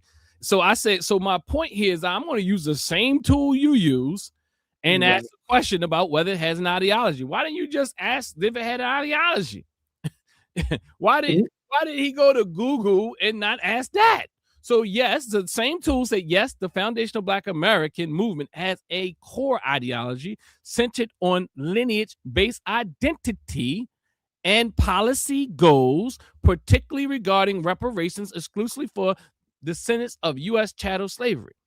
Core tenets is a lineage-based identity, reparations as a primary goal, foundational builders of the nation, political nonpartisanship, and focus on tangibles. Now, there's nothing like this is the clean version, but it's still an ideology according to your source, the one that you chose to use. So what I'm saying is people don't know what they're doing. I said, Roy Frizen, if it were just a lineage, we wouldn't see political framing, cultural boundaries. Then I have to add Nasheedian dogma or FBA apologetics. Put all of that together and you have a full ideology. Whether people want to admit it or not, you can't be political without some form of ideology, and certainly not cultural. And this is not responding to my thing. This is responding to him. Do you want to come on my broadcast to discuss this? So look, I was responding to this with that because it clearly says here, even in his own AI search, the term foundational Black American is a contemporary, often political, ethnic designation referring specifically to the descendants of enslaved Black people in the United States. Now let's go on. FBA identity emphasizes a unique lineage and cultural heritage. There's no apolitical cultures. There's even heritage and culture it's ideologically driven, distinct from broader terms like Black. So they ask questions. Do Jamaicans have ideologies? Yes, they do. They have a lot of them, just like African Americans have a lot of them. And FBA just happens to hold one of the has a tighter ideology, who they say are able to be and who are able not to be or not able to be. Right. So that's that. Cuz what you got? Again, somebody said I was about ready to pop. I'm cool. I'm calm. Again, the idea is when you stick to the ethnicity label marker, you're okay. You're safe. You're standing on solid ground. But they can't do that because it's more than that. They can never just say, we want to be called foundational Black American, drop the mic and walk off. If that's what they did, no, there'd be nothing to talk about. Everybody that is thinking critically about the subject had no choice to be like, okay, but but y'all saying some things, y'all doing some things that's way more deep, way more serious, way more negative than just a name. And that's what the ideology is. Like I said, like, if for some reason they don't like that word, if that word offends them, I say school of thought. But there's a plethora of terminologies that they can use so that, if they can't stand that word, but they cannot divorce themselves from the fact that they have a very negative and extreme point of view, perspective, philosophy, set of opinions that they are rooted in and that they are attached to. And that's, again, like you said, that's what an ideology is. Mm-hmm. You can't have confusion about it Mm-hmm. because that's what it is. Mm-hmm. Again, you have a right to call it something else. Use a correct simile. But you're not going to get away from the fact that there are tenets to the label. It's just like, and I know they'll hate it. It's like a religion. If you go against the core tenets of the religion, then most co-religionists are going to say you deserve to be kicked out of the group. You can't say I'm a Muslim, but I love me some pork chops. You're getting kicked out. You can't say I'm FBA, but I love me some Ghanaians. You're going to get kicked out. Even the ones that sick, you know what I mean? Like you can delineate between the Ghanaians who are more Pan-Africanists and those who are more traders, but they still don't want to do that. They still don't want, they want absolute. It's like Hitler. They want absolute loyalty. Hold up. Let me back up, I want to correct that because I don't want to be like them. That they would not agree with that publicly. Although I'm looking at the intrapsychic level of this. Mm-hmm. It's one thing to say a thing, right? Like people say things all the time. And they say, well, we always say that it's not all Africans.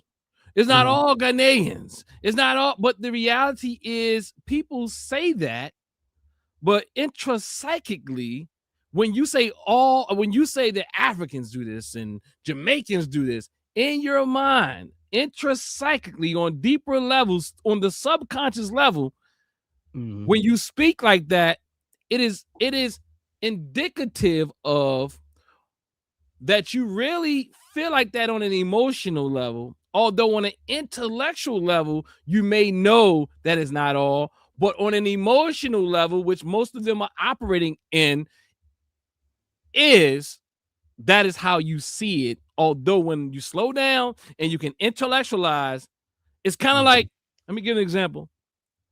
It's kind of like, your wife or husband's not the problem. You know that they love you, but when y'all get in an argument, you can't all that stuff that you think when y'all not in an argument, all that stuff, you know they're not your enemy. You know that they have your best back. You know that they love you. You know that you're ride or die. You know all these things until y'all get in a serious argument and you get triggered. And that person becomes your enemy. And FBA is operating in that heightened state. Right. And that heightened state has them doing that. And anytime you're triggered, Africans become the problem. And no Pan-Africans does this. And Pan-Africans always do this. And always, because that black and white thinking is a very reactionary form of thinking. This is a psychosocial analysis. Let me be clear. And this is a psychosocial diagnosis, not a clinical diagnosis, but it is a psychosocial analysis and diagnosis. So because I got this one, my main man, this is my brother for real. I'm being real honest here. This is my main man. This is my brother. And then we're gonna close this thing on out.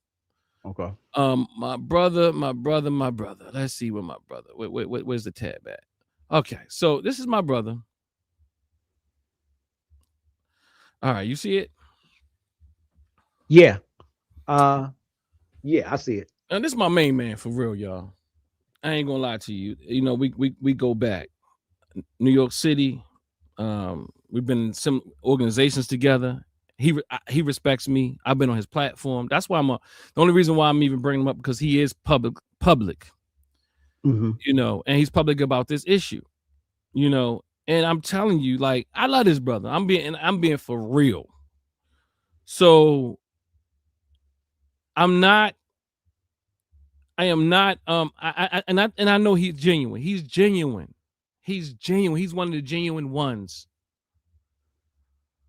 I know if I talk to him, I know that even if he and I talk right now, that he and I would be like, it wouldn't even be this wouldn't even be that serious talk, and we'll be able to reason. I know this. But but I want to talk about this post here that he put out, which actually ignited me actually diving into this. This is after the when they started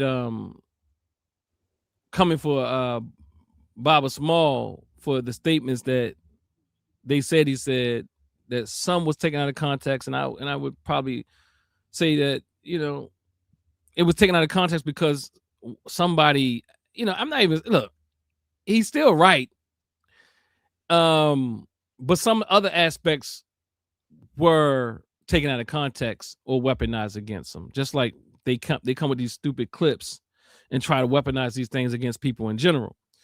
But nonetheless, my brother Ted Cromwell, and I'm telling y'all again, this is my good brother. You know, I love this brother, and this is sincere.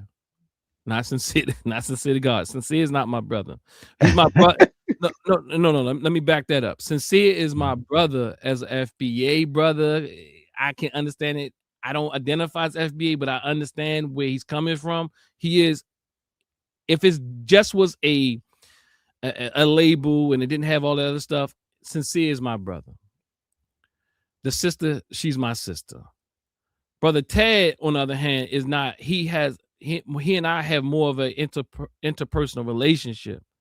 And what I'm saying is we have had long conversations. And we reason really well. I mean, I've been on his podcast. Check his podcast out. Good brother, OG Wisdom Podcast. Him and his brother, I think is P Gutter, and then the sister. Yo, they've been doing work for a long time. You know, and sometimes you about to say something. No, go ahead. You know, but sometimes, you know, Tad do throw out little things like I'm saying it like if you don't get it, you don't get it, and I get it. Tad is really being honest. You know what I mean? But at the same time, I see his frustration. I really do. I understand why he's frustrated, because he really believes what he believes this thing, and for whatever reason, George Macon, because I think Tad want to see change. That's the reality. Tad, one of those brothers, perhaps, you know, the brothers that's like tired of hearing talk when they come in the room. I'm tired of this. Because Tad literally is a doer. I'll be honest. Tad is a doer. And sometimes you can get so tired of anything. You want to see some change, and you get tired of seeing people around you who say they this and they ain't doing a thing.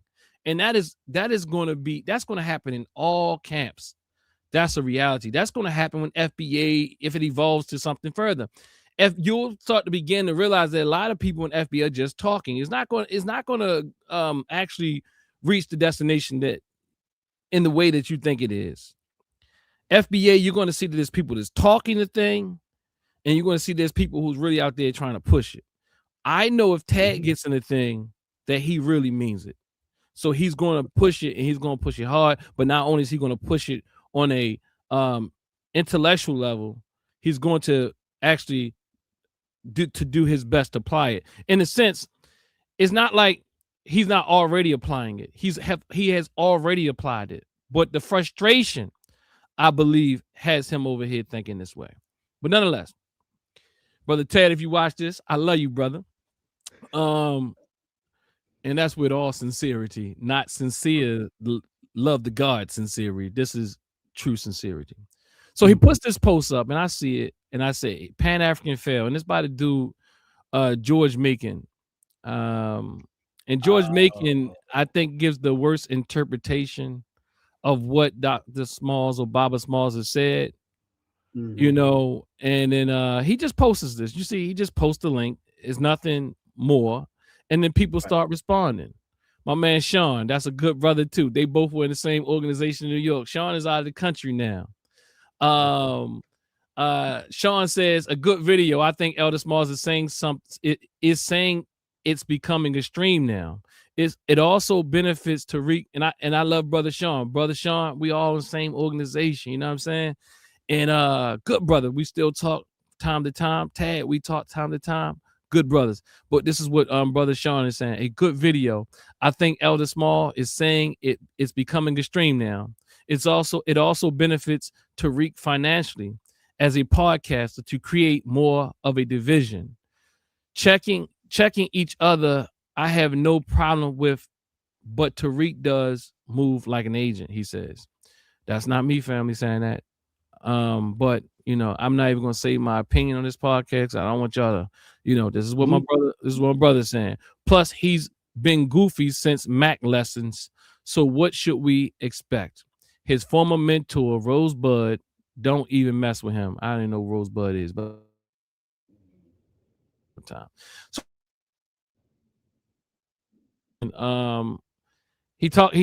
Tad is speaking about it's more about Small's hypocrisy and contradictions. I'm one to say Baba Small has said things in nuanced ways that seem to contradict at times, and I would be the first one to call it out. But the but the idea that in this case, no, he's very clear. That's what I want to say. Let me see what Ted says here, by the way. He says, it's more about Small's hypocrisy and contradictions. Tariq is not the leader of FBA, a.k.a. Freedmen, but folks study so much African history, they don't know Black American history, and then try to lump it all in one big pie. I can agree to some degree with that statement. You know what I mean? But I do think that there's folks that definitely do both. In fact, I would say the majority of our culture who studies African history, African American history, more than they study African history. So there's no deficit in studying African American history. Most of us, I teach diversity classes and all these other things, and they have very little in these classes, multiculturalism and all that type of thing. I'm talking about the master's and PhD level about anything that pre-exists our enslavement, and if they do include it, it's a blurb. So again, we have to look at this on a greater level. Most people, Black people who study African or history from a Black perspective, is studying African American history. Exactly. They're not studying African indigenous cultures and all those type of things. The schools don't even teach it like that. You're not saying holistically they don't. I'm just saying most people study Black American history, which you're calling FBA, or American history, which includes FBA. FBA.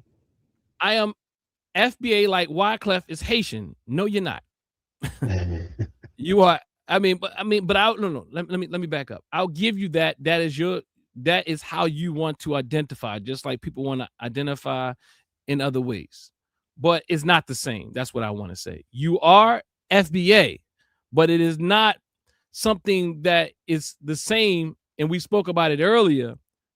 That Haitian is a category equivalent to African American, and then there's subgroups within the island, and so on and so forth. Jamaican, like for example, people. Let me give you an example why you can't say this, even if you just use race as a category. You can't say Jamaican because Jamaican and FBA are the same, because FBA is a delineation from the broader category of an African American, and even on top of that, American. So one, American is the term that's greater, the greater umbrella term, and then there's a subgroup of American that is African American. And underneath African American, you have these different political identities. Some people call themselves, even whether or not they agree with it or not, they all are these different political identities that fall underneath these. Well, no, let's just stay with FBA, because I think that FBA, if it wasn't, I think FBA is probably to stay on FBA is the best, because FBA, if it didn't have the vitriol, then I could identify as it. Mm-hmm. If it didn't have the Nasheedian ideology, if it didn't have all the misinformation that that we were here before, and Ivan Van Sertima told us, and Ivan Van Sertima, even if Ivan Van Sertima was correct about his information, he's never used it the way that you're saying he used it. He's never said that we were these civilizations, first and foremost. He actually said that there was some contact, you know what I mean, with these people, and then there was influence and all that type of thing. You are saying that look, you are making the Native Americans black. I see the images. You are taking images and giving them quote unquote Negroid features now. Like, that is horrible. And I understand how you see these things online and it just shares quickly, because it helps you feel good about yourself, something you didn't know about yourself, and you knew it was something missing. The missing part is not that. The missing part is that you've been, the part that you hate the most is the African part. And that is the work that we must do. The African part is the hurt part. It's easy for us to say, I got Indian in my family.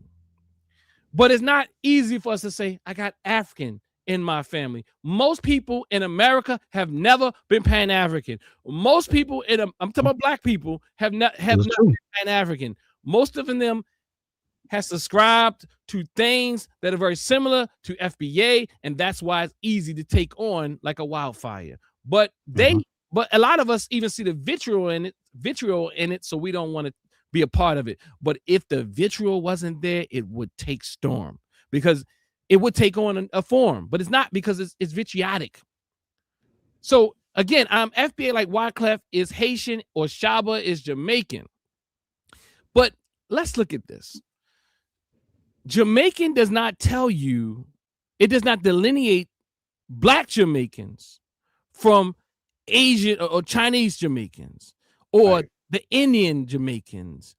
So some would say, oh, they don't call themselves African Jamaican or Afro Jamaican. I'm not quite sure that's true, but I understand if they don't even call themselves that. I'm certain if you look it up, that there is something called Afro Jamaican. I've never even looked it up, but I'm certain if you look it up, there's a term. But there's not as much of a need of a term like Afro Jamaican, because people just think that Jamaica is black, because the island is almost 100% black.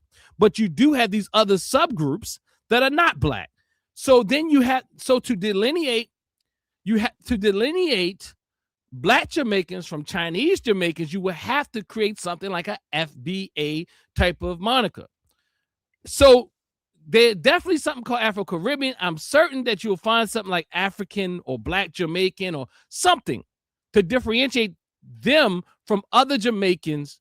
They might have their own terms. There's going to be something to differentiate. I didn't even look it up. I just know, because I know how to follow reasoning.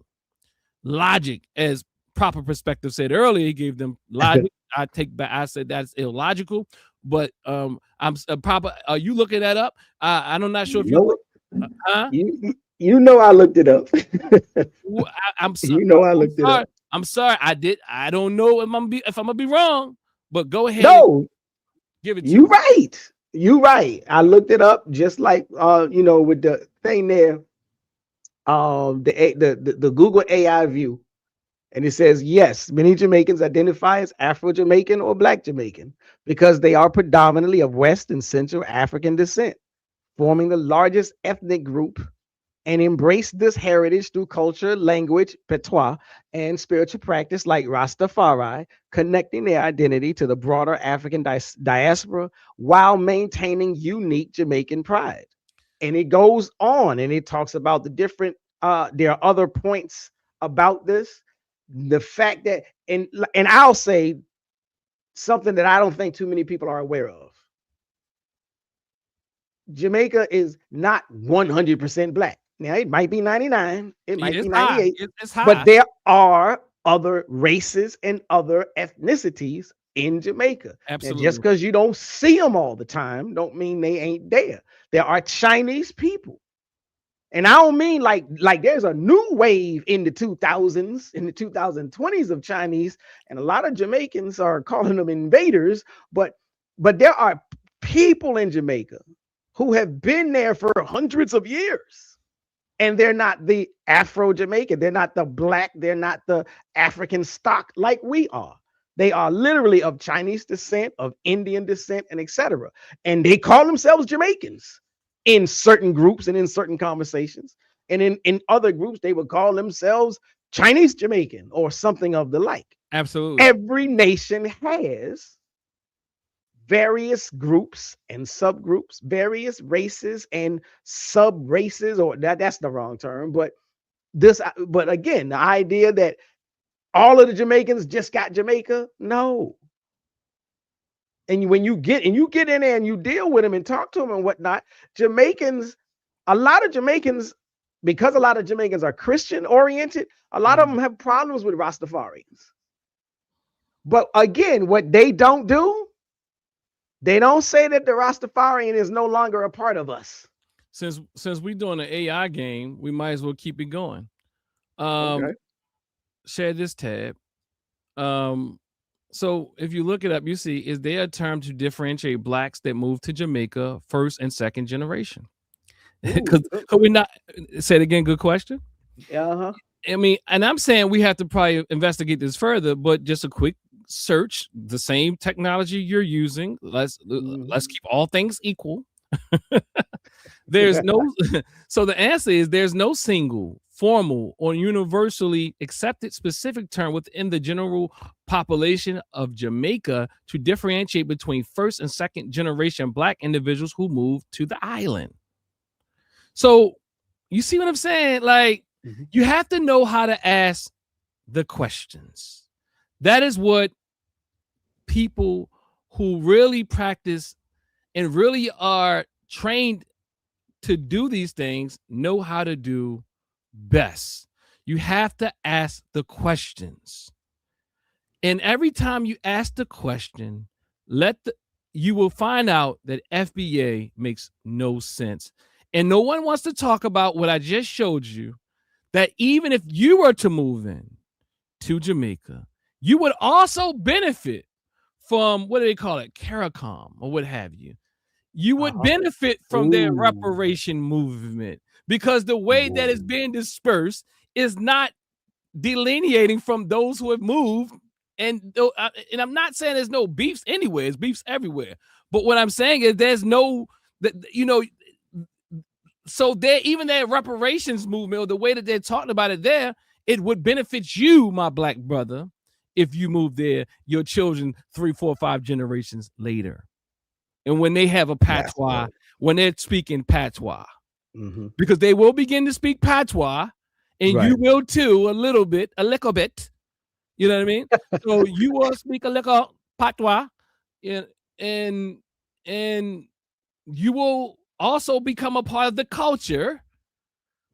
And then your children will become a part of the culture, and they will also benefit from CARICOM. And that right there, you can check me, but check me. I'm okay to be wrong. But from my research, little research that I've had done in the past, it says that. And that you see here, again, they don't know how to hold things equal. They don't know how to look at things scientifically. They don't know how to do that. So, all right, let me close. Let's get back to this, and we're gonna close out for real. I'm trying to be out here by 8:30. All right, so let me get to okay. Okay, am I back on my brother Ted? Yeah, Ted's on. So again, I wanted to show him that there's no leader. Go ahead. I just, when you finish, before you click it out, I want to make a comment on part of his statement. Okay, so I'm gonna read. There's no leader of ethnicities, so this isn't about Tariq. FBA is not an ethnicity. That's the problem. You know what I mean? It's a ideological. It's an identity with a. It's a subgroup of African American, but I'm even giving too much grace to call it that. Just to be honest with you, at best, I am giving too much grace to even call it a subgroup. Just to be honest with you, that is stretching. But nonetheless, it's a good thing if I call it a subgroup because it's made it to be something. But it's nothing. It's an internet movement. That's what it is. And my brother says here that there's no leader of ethnicities. And no, he's a thought leader of this subgroup we call FBA, or and subgroups can be, you know what? Cults are subgroups as well.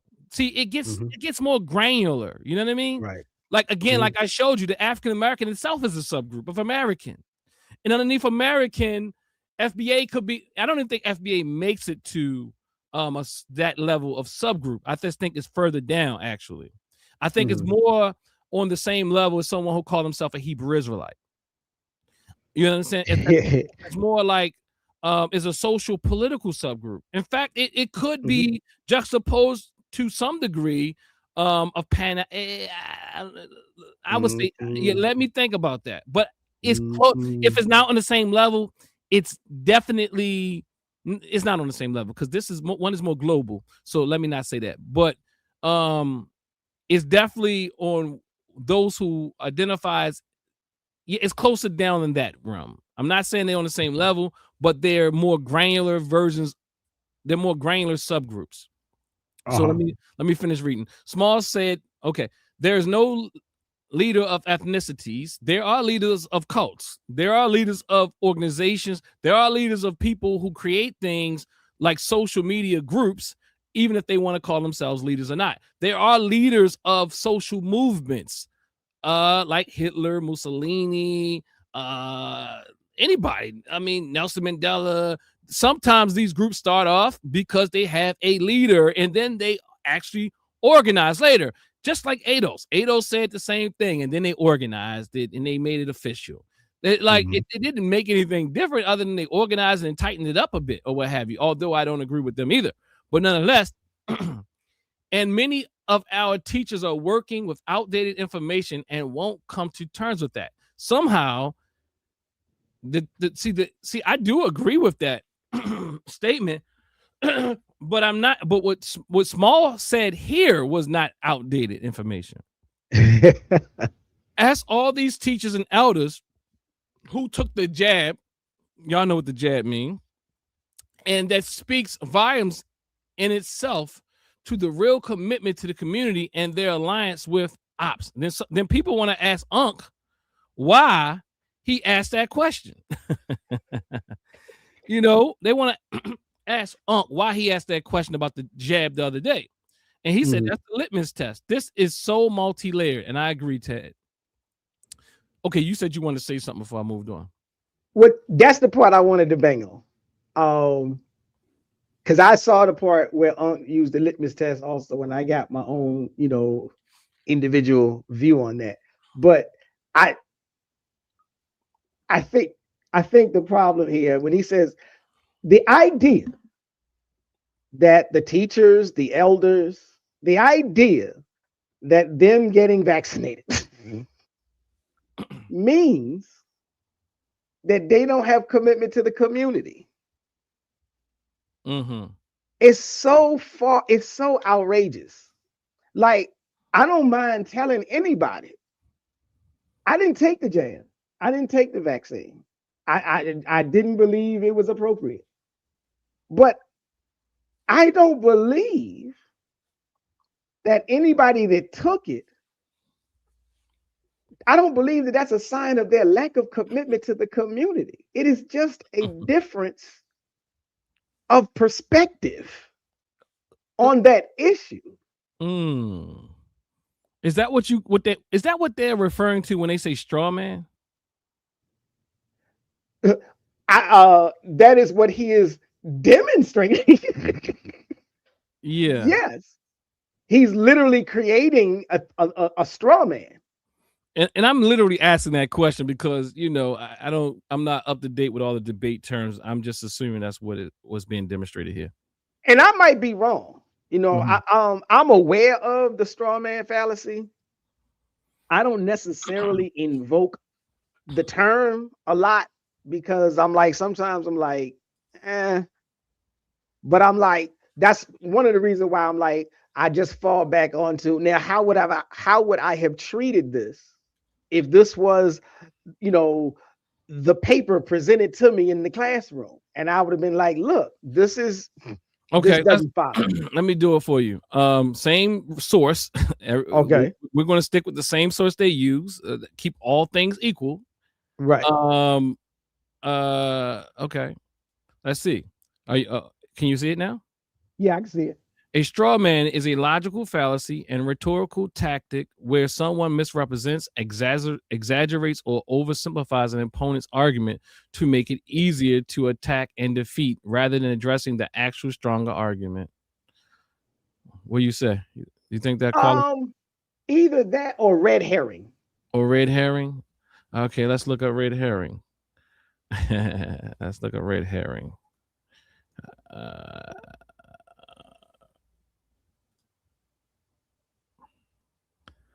A red herring fallacy is a logical error where irrelevant information or a distracting topic is introduced into argument. This sounds better.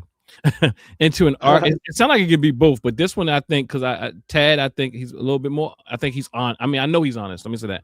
A logical error where irrelevant information or a distracting topic is introduced into an argument to shift focus from the main issue, derailing the conversation and avoiding the original point. Yeah.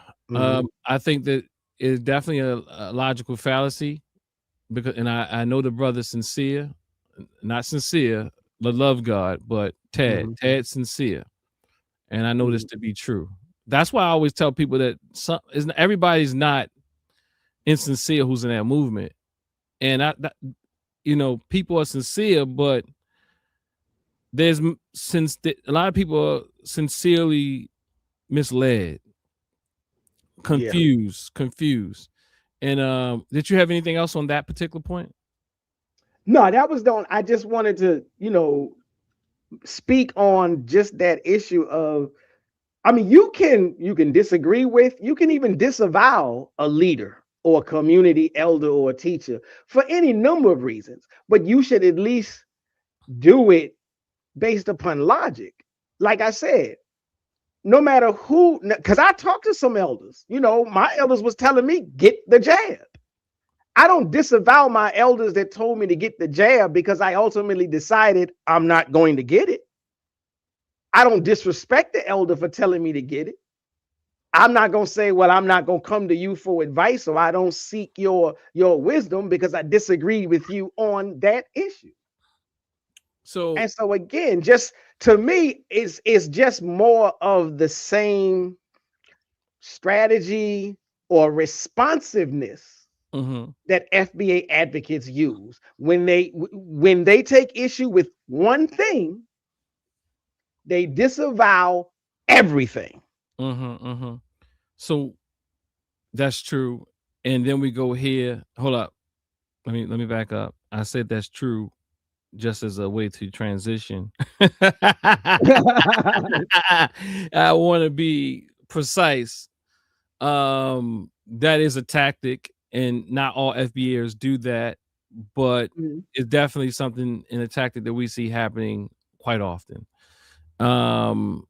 And I think at times it's intentional and other times it's not, just to give nuance to it, because I think we do have to show nuance, but it is a tactic that is used.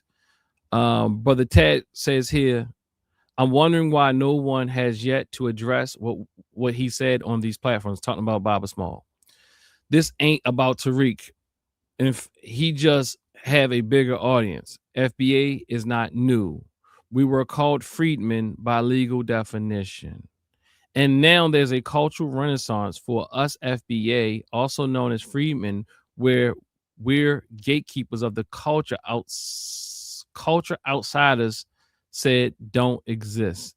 And Brother Ted and I know that I too agree. I agree on that. I agree That's with not on the that. screen. Oh, I'm You know sorry. that's not on the screen. Okay, thank Okay. you. Mhm. Okay, so pardon. Okay. Thank you for that. Thank Okay. you for that. And I agree with that. I agree with that statement. That there are cultural outsiders that said it don't exist, but those who said that even more than, I don't know if I can qualify that, so I won't quantify this. So I'm going to say that there's many people here in America that I've heard who also say, and I'm going to say a lot of African, Black Americans, FBAers, whatever you want to call us, also said we don't have a culture. And I've also been in debate with them about us Mhm. having a culture. And many more people don't understand the depth of culture, because many people only see culture as dance, music, so on and so forth. This is true. Not about survival, not about heritage and survival and passing Mhm. on tradition and all these things and the way that we do things for our maintenance, survival, elevation, whatever. That you can't Mhm. take culture from a people. That's my argument as well. But many African American, Black Americans, FBA Americans say the same thing because they have no idea what culture is. Mhm. Dr. Clark Anderson has said that Barbara Seymour and others have said that this, as well as others have said what? FBA. That we do have a culture, and other people may not necessarily be recognizing it or And something like that. I appreciate you doing that, because we don't want to do the thing that my man uh That sincere Sincere was doing. sincere, Uh, because what they would have done is take this and taken it out of context. And what you right. just did, you showed that the brother Ted, someone could have taken what he said out of context because it's not very clear from what I'm reading. Right. But you understand what Tad is presenting, and you understand what these scholars has also said. So Right. that's why, and you're not trying to have a got you on my brother Ted. So Dr. Exactly. Claude Anderson has said this, the Dr. Barbara Seymour has said this, and others have said this as well as others. But I get it. Folks are too deeply invested in the ideology, meaning, what I don't. Now I'm unclear about what he means about that part. Now, Too deeply invested in the again, ideology. I'm gonna do my brother good. I'm gonna do my brother well, because I think Okay. I know what he means. I Okay. think he's talking about those of us, because Ted has been a Pan-Africanist. I would assume, I don't want to mislabel him in the past, but somewhere adjacent, if not a Pan-Africanist. He's saying that we, lots of us, including myself, he would probably say the same thing about me, that we're so invested in African centered thought, we're so invested in Pan-Africanism or what have you, that we refuse to change. And Mm. that boat has sailed, pretty much. And so pretty much he's saying that ideology. So Okay. here is a blatant contradiction. So he says, here is a blatant contradiction no one has yet to address and unpack. I see deflection more than anything. So what he's saying is, I'm wondering why no one has yet to address what he said on these platforms. So now the thing is, he just put the video up. He never said exactly what he wanted. But I do Right. think people was addressing it, including myself. It may not be the way that he wanted it addressed. So I go on and I follow up with that, and I say, Ted Cromwell, it becomes almost impossible to have real dialogue when we cannot hold nuance. two people can make, and I'm addressing it directly. Two people can make similar observations, but for completely different reasons and with completely different intentions. When we miss that, we end up calling things contradictions that are not contradictions at all. They are coming from different worldviews. Nuance is essential here. And let me be clear. So let me give you an example of what I'm saying here. You can have someone that says, you can have a white supremacist say white people are, black people are they're just lazy. Mhm. And then you can have a brother and sister who let's say even Pan-Africanists or FBA that say black people are lazy. Now, the intent is different for the most part. White people, the white supremacists is saying that we are inherently lazy, and that's why they should rule over us. The FBA brothers and sisters who fighting for us and the Pan-Africanists who are fighting for us are saying, you're lazy. Let's get up and do something. Get on your feet. This is a call to order. This is a call for change because I know you have it in you. Right. These are different people with ideological understandings who say the same thing but mean something totally different. Right. And I said, and let me be clear about something else. I'm always the first one to debate an elder's perspective if I believe they are wrong, including Baba Small. I do not put anyone beyond critique, but in this case, I understand that he is saying what he is saying and what he is not saying. He and Tariq are not making the same argument, even if some language overlaps. Their worldviews, philosophies, intentions, and ideological frameworks behind their statements are completely different. I know this is a lot sincere. Put it in ChatGPT and ask it to make it a little bit more simple for you. Similar words do not mean identical meaning. Once you look at the context, it becomes clear that these two entirely different positions are not contradictions. Dr. Smalls was critiquing Africans on the continent. He was critiquing African Americans here. He was critiquing them in a way to say, no, we got to do better. Y'all African brothers and sisters need to step up. Tariq says they ain't gonna never step up. We don't need to do that stupid stuff. Those are tethers. Look, we need to stop with this coming together shit. So James Small is saying, oh no, I am critiquing you to say we need to do better and come together, even if you said the same words.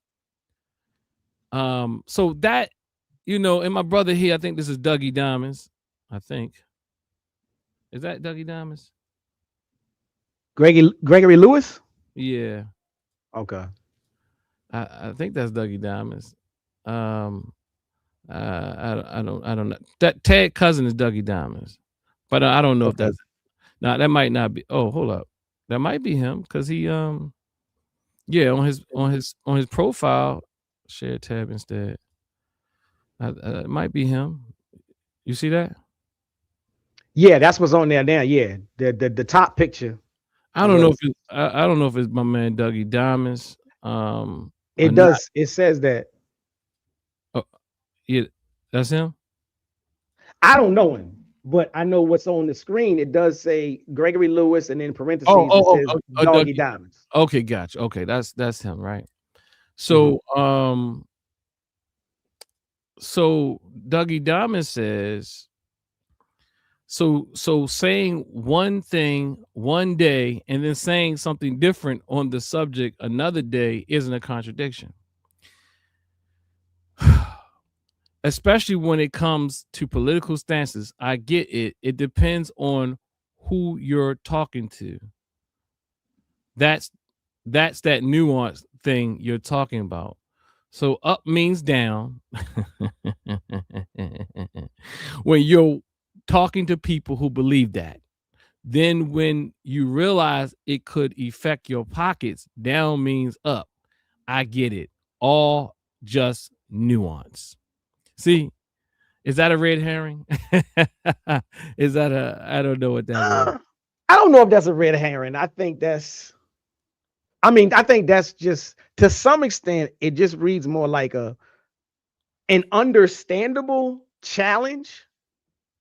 Like he's disagreeing with what you're pointing out as nuance.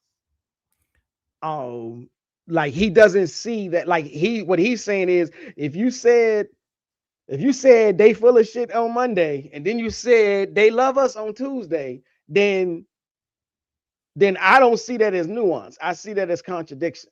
And I think what you're saying is, he may have said they full of shit on Monday, but when he said it, if you listen to the whole thing, he said, when it comes to this particular topic, and they're not wanting to help us on this particular topic, even though they may have helped us on this something else, I'm going to say they full of shit on topic A. But again, if we live in soundbite culture, all that nuance is out the window, because we don't care about the first 30 seconds of the conversation. We only care about the full of ish part. And then we go cut off what he said after that and say, see, told you. On Monday, he said full of ish. And on Tuesday, he's saying love, love, love, love, love. Right. And that is my issue, because if he's responding to me,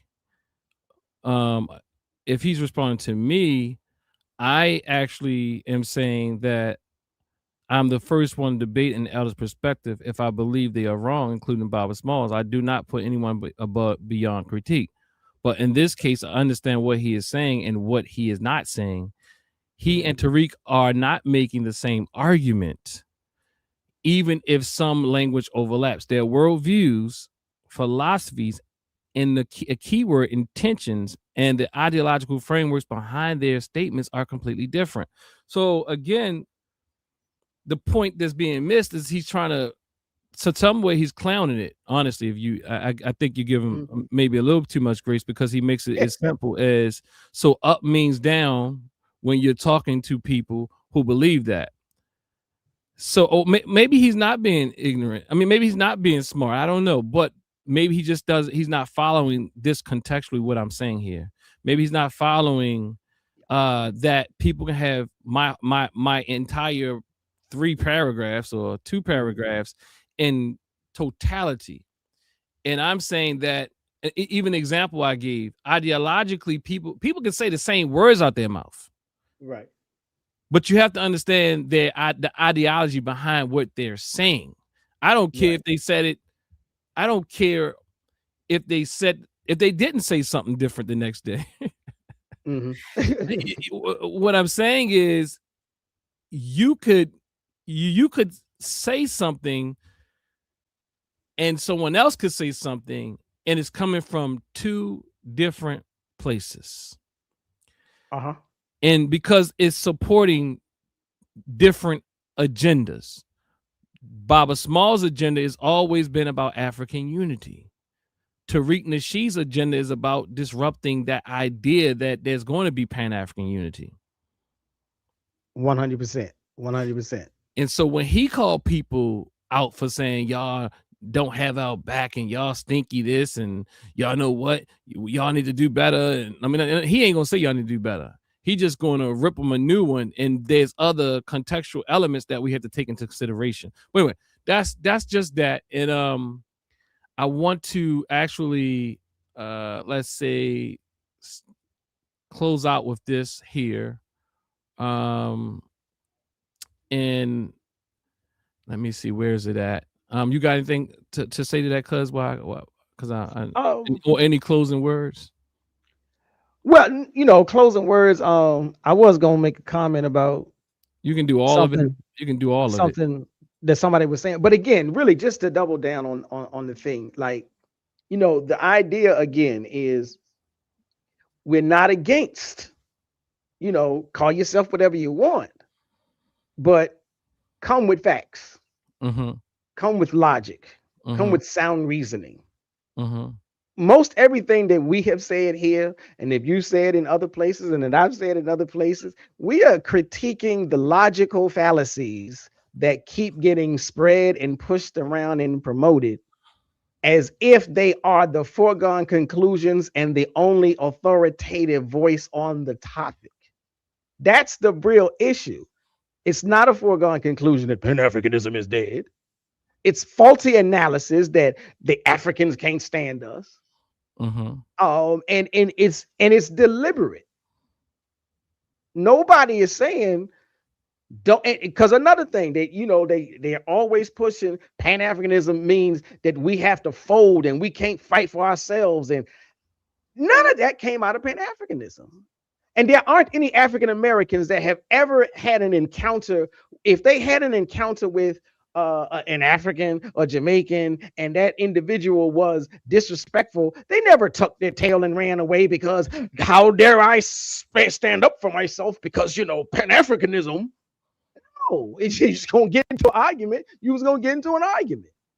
We didn't need Tariq Nasheed. We didn't need delineation. We didn't need FBA isms to make us stand up for ourselves and fight back when there was a disrespectful individual who just happened to have the same skin tone as us, but came from a different state, nation, or culture. If you need Tariq Nasheed in order to put the battery in your back, you already got another problem. That's what and family, I'm not talking about Tariq Nasheed or batteries. I'm talking about an ideology that a mastermind has created. And I just label it as Nasheedian. I mean, you all can choose the name. I'm being a little humorous when I call it Nasheedian or Tariqism. You can, or Nasheedism. You can choose a better name, but there's an ideology, and that is what I think I submitted here, that there's differences in opinion, a variation of thought, that many FBA people are saying that there's no ideology, it's just a lineage, and I'm lying and I'm making up stuff, and they tried to just debunk me with so many different with AI and all that. And so I said, let me use the same AI and ask the right questions. Let's ask the question. In fact, the very screenshots they sent me actually supported my view. I think I made the case that my brother sincere to love God. I'm not sure actually why he's misinterpreting my information, because upon greater review, definitely I said it clearly that I am against the mindset that that FBA or what have you is not an ideology, and so on and so forth. So what I want to do is close out, just in case you aren't clear, because he will never debate the point you're bringing up. He never debated the point when he was in the real discussion. He never, because in fact, when you see a teacher in the room and you see somebody psychoanalyzing, you don't debate real points, because you realize that you above your head, over your head, you might drown. And I think that's a smart move if you're just trying to win a point. But I think I think we should talk it out if we're really trying to build and really heal our community collectively. I'm talking about just the FBA. I'm just talking about what they call FBA, the Foundational Black Americans Community. I think you got something here, but because you got something you're reading, you need to put that up, or you talking? No, I'm just reading some of the comments in the chat. Okay. So you had something? Well, Doom Mega said something, but I can't put it on the screen, so I can read it. Is it this one? Yeah, there you go. Okay. Doom Mega said, I like how Brother Dennis remind us to widen our perspective, and when he says we are living in the house, that should make a lot of us pause and reflect on a few things. We are living in the house. We are on the main stage, and there will be people that's kind of like we've been taught to. That's a divide and conquer tactic, and I understand our brothers like Brother Ted and others who are frustrated because that divide and conquer wears you down, and it has you pointing the fingers at one another, because people literally do things in ignorance, you know. But it is about us doing two things: protecting ourselves, standing up for ourselves, but also understanding the spell that they're under. And I'm going to stand up for us, but I also understand the I also understand that these are my brothers and sisters who identify with the FBA movement.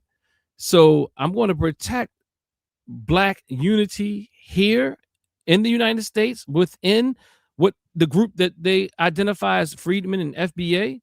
I'm going to protect intra unity, and I'm also going to my goal is to fight for inter community unity between different variations of Black people that fall under the term African American, which I think I've shown and proved today that I'm not coming from anywhere. I teach again, and I never used to do this, but I'm definitely going to do it because I teach PhD and master level students these type of things, and I'm saying it's not just me making it up.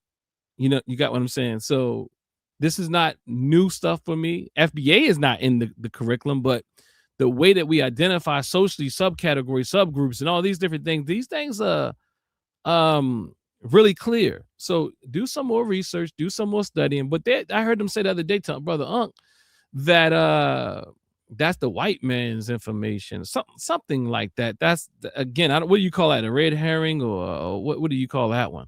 What's the other one? What would we say? We said I don't know if it's either, but we said What do you call it? I know it's a debate tactic. It's called just the comment of weaponizing people's emotions is what I would call it. Because I like that. anything you throw the white man out there, and it wipes our brains clear of reasoning because we're being re-triggered and re-traumatized in the moment. And that is the way that I psychosocial analyze these situations. And yeah, look out for my book, family. It's coming out in Gia. It's coming out really soon. But let me go ahead and get to this clip here. Did I read the clip? Yeah, I did read the clip. So let's get to it. Let's get to it. Let's get to it. Is this the one here, y'all? I think this is the one. You see that? I can see it, yeah. This is in September 22nd, 2022.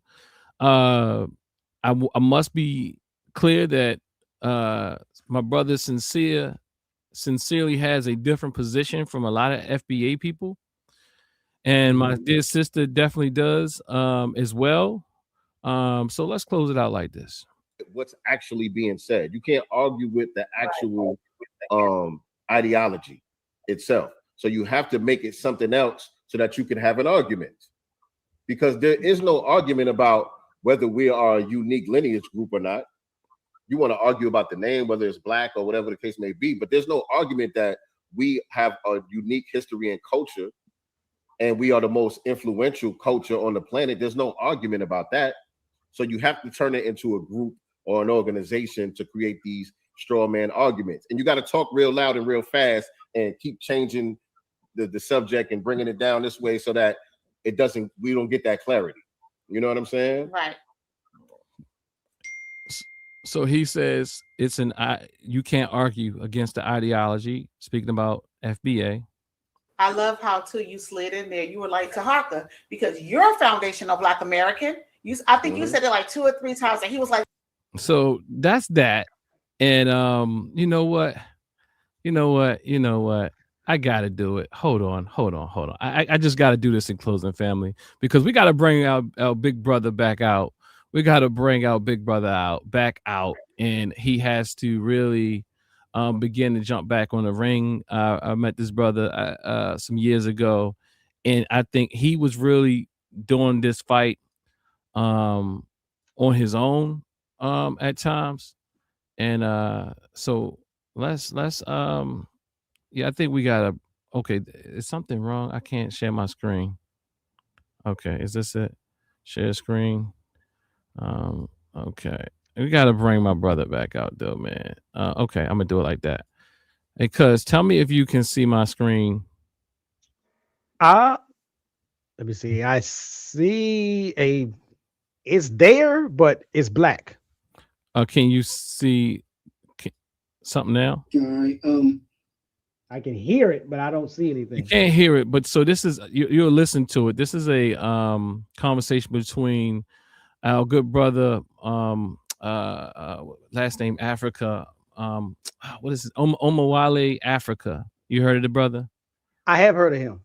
And he was on their heels some years ago. But I'm just let you listen to parts of this in closing. I'm not going to go through the whole clip, but just listen how he articulates this with a sincere and talking about ideology. Again, letting FBAers know that sincere being one of the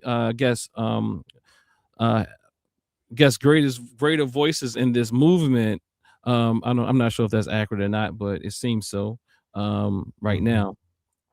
That he's always been speaking of it as an ideology. It seems, I can't say always, but he's been speaking about it for years, because Omawale hasn't been out in a long time on these social media streets in the way he has been. But here he goes. Another question for you. All right. You made the statement tonight, but I think you make it quite often, because when you said that you wanted to have this discussion, I went and looked at some of your content as well. And this is from a video you did on September the 22nd, 2022. I'm gonna read the quote. There was a video on Tariq Nasheed. You might be familiar with it. September 22nd, 2022. You said this was in reference to, you said you were feeling personally offended when people call us followers of Tariq Nasheed. Does this jog your memory a little bit? I'm gonna give you the quote though. But does this follow your memory, jog your memory? No. I'll give you the quote. You said here, you said, I have a brain. I have discernment. I know how to cross-examine information. Y'all are doing straw man arguments because you can't argue with what's actually being said. You can't argue with the actual ideology. End quote. So my question for you is, what is the actual ideology? I would love to know, because you stated that FBA is not a group; it's an identity. Okay, so what is the actual ideology? Clarify that for me. It's very simple. Foundational Black Americans are those of us, Black people here in America, who are descended from the people who built America, the people who were enslaved here in America. We're not immigrants. We're the only group here that are non-immigrants. We're the only group here that is owed a blood debt from the United States government. It's that simple. It's not really complicated. It's not really that complicated at all. So that's the ideology? No, I'm saying that's the breakdown of the social term.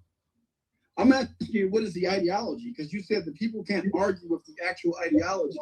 Because they make a lot of statements, and you've done it a few times here tonight, make a lot of statements that are not what we're arguing against, something that we're not actually saying. I'm asking you for clarification right now. I'm asking you, what is the actual ideology? That's what I'm asking you. It's about specificity. That's all it's about. I'm gonna put this video. I'm making it very simple. I'm not complicating it at all. It's about specificity. We are just being very specific about ourselves as a unique ethnic group here in America. Something that we have never done historically. Okay, bro. Let me. We have never done that historically. Just to be clear, right? So this patch that you see right here says African War College, right? It's an institution, and I want to answer one of your other questions, right? The reason why the work that we do what we do in the African War College is work that we've been charged with by Dr. Frances Cress Welsing, right?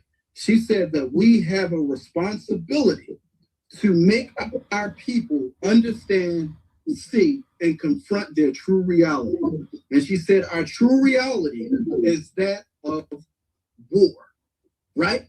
That means that we have an enemy, and we have to be clear on who our opponent is, who our opposition is, what their tactics are, what their strategy. These are all things that... Do you see the difference in thought? Do you see the clarity? Do you hear and see the difference? Am I supposed to put down Pan-Africanist, African-centered thinking for FBA ideology? Which, am I supposed to somehow put it down. Like this right here is embarrassing. This right here is embarrassing. I'm going to post the video clip on my channel. I'm not going to go into it anymore because I will allow you. Look, I will let you, if you have anything else that you want to say in closing as it relates to that, you please feel free to. And look, we're going to keep it coming because the reality is we're going to keep it coming because we need some real teachers out here. Professor Shabazz has showed you how he's a teacher, how he helps his students through the process of education, even when they are resistant to learning. Brother Shabazz has broken down, and he let you know that he understands English, and that even I, who can even mess up some language, didn't mess up in that sense. He clearly look. He and I look. He and I talk more on here than we talk. Well, look, I see that brother at family reunions and stuff, and when we go down to the country and in the summertime, and I see him online. So I'm saying we ain't talked before we got on here. You know, we ain't talk. Look, but it's good to talk to him on here though, because he got me by. I don't know if he said a decade the other day. I don't know if you got me by a decade for real. I'm 54. You 54? Oh, you almost you kicking maybe about. I'm 46. Oh, okay. Okay. Yeah, I'm glad you think I look a little, some people think I'm in my 30s, but but nonetheless, I'm certain they don't think you 54. But nonetheless, he said he can't see the genes, but I know y'all can see some familial similarity here. He can't see it. I mean, this is just the talk we had at our last meetup down in the country. But nonetheless, go ahead, because what you got? All I'm gonna say is, again, now one, it's funny when he was doing his response video about you. He was saying how he don't understand nothing you saying, and he don't understand how anybody like the word ideology itself makes no sense to him. Now you playing a video where he clearly demonstrates that he does understand the term. But again, what I said was they don't want to have the debate or the real discussion with people because they can't defend it. And so what Omar Wali was saying was, tell me the definition, and then tell me the ideology. Now he's very clear about the definition. It's just a word that describes African American, even though we don't want to say African American anymore. And it describes our lineage, and it describes our ancestors as those enslaved Africans. Another word they don't want to use because they will not say that. They just say the enslaved. So it's just a word. And he says, and Omar Wali says, okay, yeah, but what is the ideology? I just told you. No. You didn't just tell me the ideology. You told me the definition. You told me the characteristics. You told me the traits. But what is the ideology? He doesn't have much for that. And he said, we're the only ones that's owed a debt, and we've never identified ourselves as that. Now, again, I see that as disingenuous. I see that as falsehood. We have always identified ourselves. The bulk of us, there's always been a few people in the African-American community that would say, we don't need reparations. I don't think we deserve or we're owed. I don't believe in reparations. But the vast majority of us have always said we believe in it. Now, there's various opinions on whether or not we're going to get it, whether or not we should get it, how it would come if it does come. But for him to say we've never identified ourselves as this unique group of people with a blood debt, that's an absolute falsehood. And again, that's why I would say, if that was put on paper and given to me, you fail. You're allowed to have a thesis that I don't like or want to hear, but you're not allowed to have supporting details that do not cut the mustard of factual integrity. Absolutely. That's what I'll say. And just so we won't be like him, I don't think he was probably saying that he didn't understand the word ideology. Okay. I think he didn't understand and I could have been corrected if I had said it wrong or incorrectly. I think that he didn't understand the whole entire context of the sentence and subject verb agreement and all. You could tell me all that. Like, he didn't listen to the upfront part. He did actually repeat it, so I'm not sure, because he did say, he said, "What is the mindset? What is the mindset?" And I said, I don't agree. What mindset does he not agree with, family? I said, I don't agree with the mindset. I can't remember exactly verbatim, that we're not, that FBA is not that FBA is not a ideology. That's what it was. The FBA is not an ideology. That it's not an ideology. I said it is an ideology. It is an identity with an ideology that backs it, whatever, however I said it then. But nonetheless, right. I get what he's saying. He tried to play games with it, but he didn't even understand what he was playing games with. Like, it was said properly, and I could have said something improperly, and I could have corrected it, because even if you look at the entire episode, he should have realized what my point was. As Brother Cuz said earlier, he said it because typically when people, even if they do misspeak, you can they're going to correct it somewhere along the line of the conversation. But in this case, I didn't even misspeak. Right. But I did, even if he didn't understand it, and I do see how it can confuse certain minds. But at the same time, I spoke about this throughout the entire process. So again, this might be the insincere. I'm sorry, sincere is insincere. Insincere. Yes. So, cuz I'm tired. Indeed. I'm supposed to go in here with Tahaka Bay at 9:45. I'm going to I go love in there. Tahaka. Huh? You love Tahaka?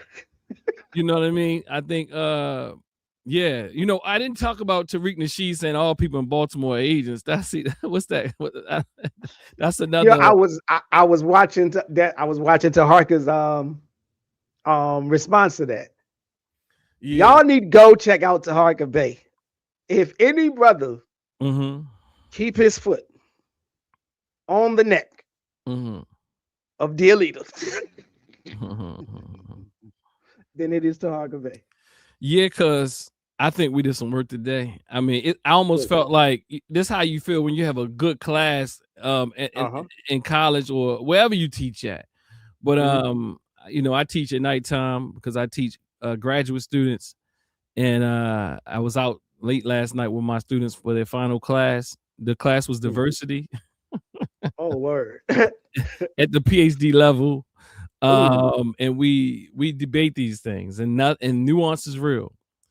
Right. And if you, and it's real and it's needed. And if you can operationalize what you're saying, I can go with you anywhere. But you can't say, you can't remove things and say they're not there when they're there. And what I'm talking about, what is there, two things: the vitriol or vitriotic assumptions, talking points, even what some could argue as pseudo-scientific stretchings of Ivan Van Sertima's works and others. I know we can call, I'm not even debating whether Ivan Van Sertima was correct back then or not. That's not the argument.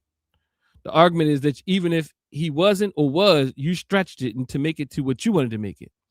Exactly. My dear brother, Dr. David Imhotep, rest in power.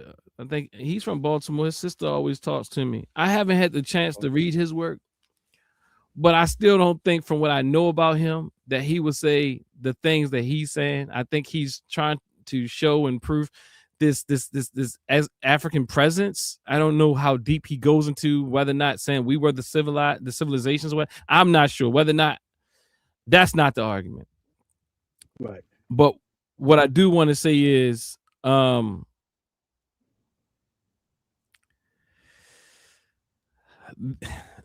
argument is we gotta get we gotta go to school, as this was title today. FBA scholar, sincere love to God, needs some schooling, and we have taken him to school. Brother, you can. This was just a trial course. This was just a course that you audited. Now you can enroll in the full course if you decide to. Please enroll. Free tuition on me. Until next time, I'm going to say, family, I'm signing out. Make sure you like this video. Make sure you share this video. Make sure you come on over to Tahaka Bay, and as we talk, you ain't got to do a lot of talking when you're on there with Tahaka. So I think I have enough energy left. And make sure you like and share and subscribe this video. We gotta definitely do our part here. Share, like, and subscribe, because foolishness will actually take on like a wildfire. What's the other way they say it? Firestorm, something like something. I'm a little tired now. I gotta go and find a way to get a little energy. But nonetheless, family, it will catch on like a wildfire. And so help us do our best in letting this catch on in a way that is not like a wildfire. Well, maybe a wildfire for some of the faulty FBA commentary and doctrine and ideology, but really coming out of those ashes into building us up, those who identify as FBA and our brothers and sisters across the USA and globally. Peace and power, family. Until next time, signing off. Peace.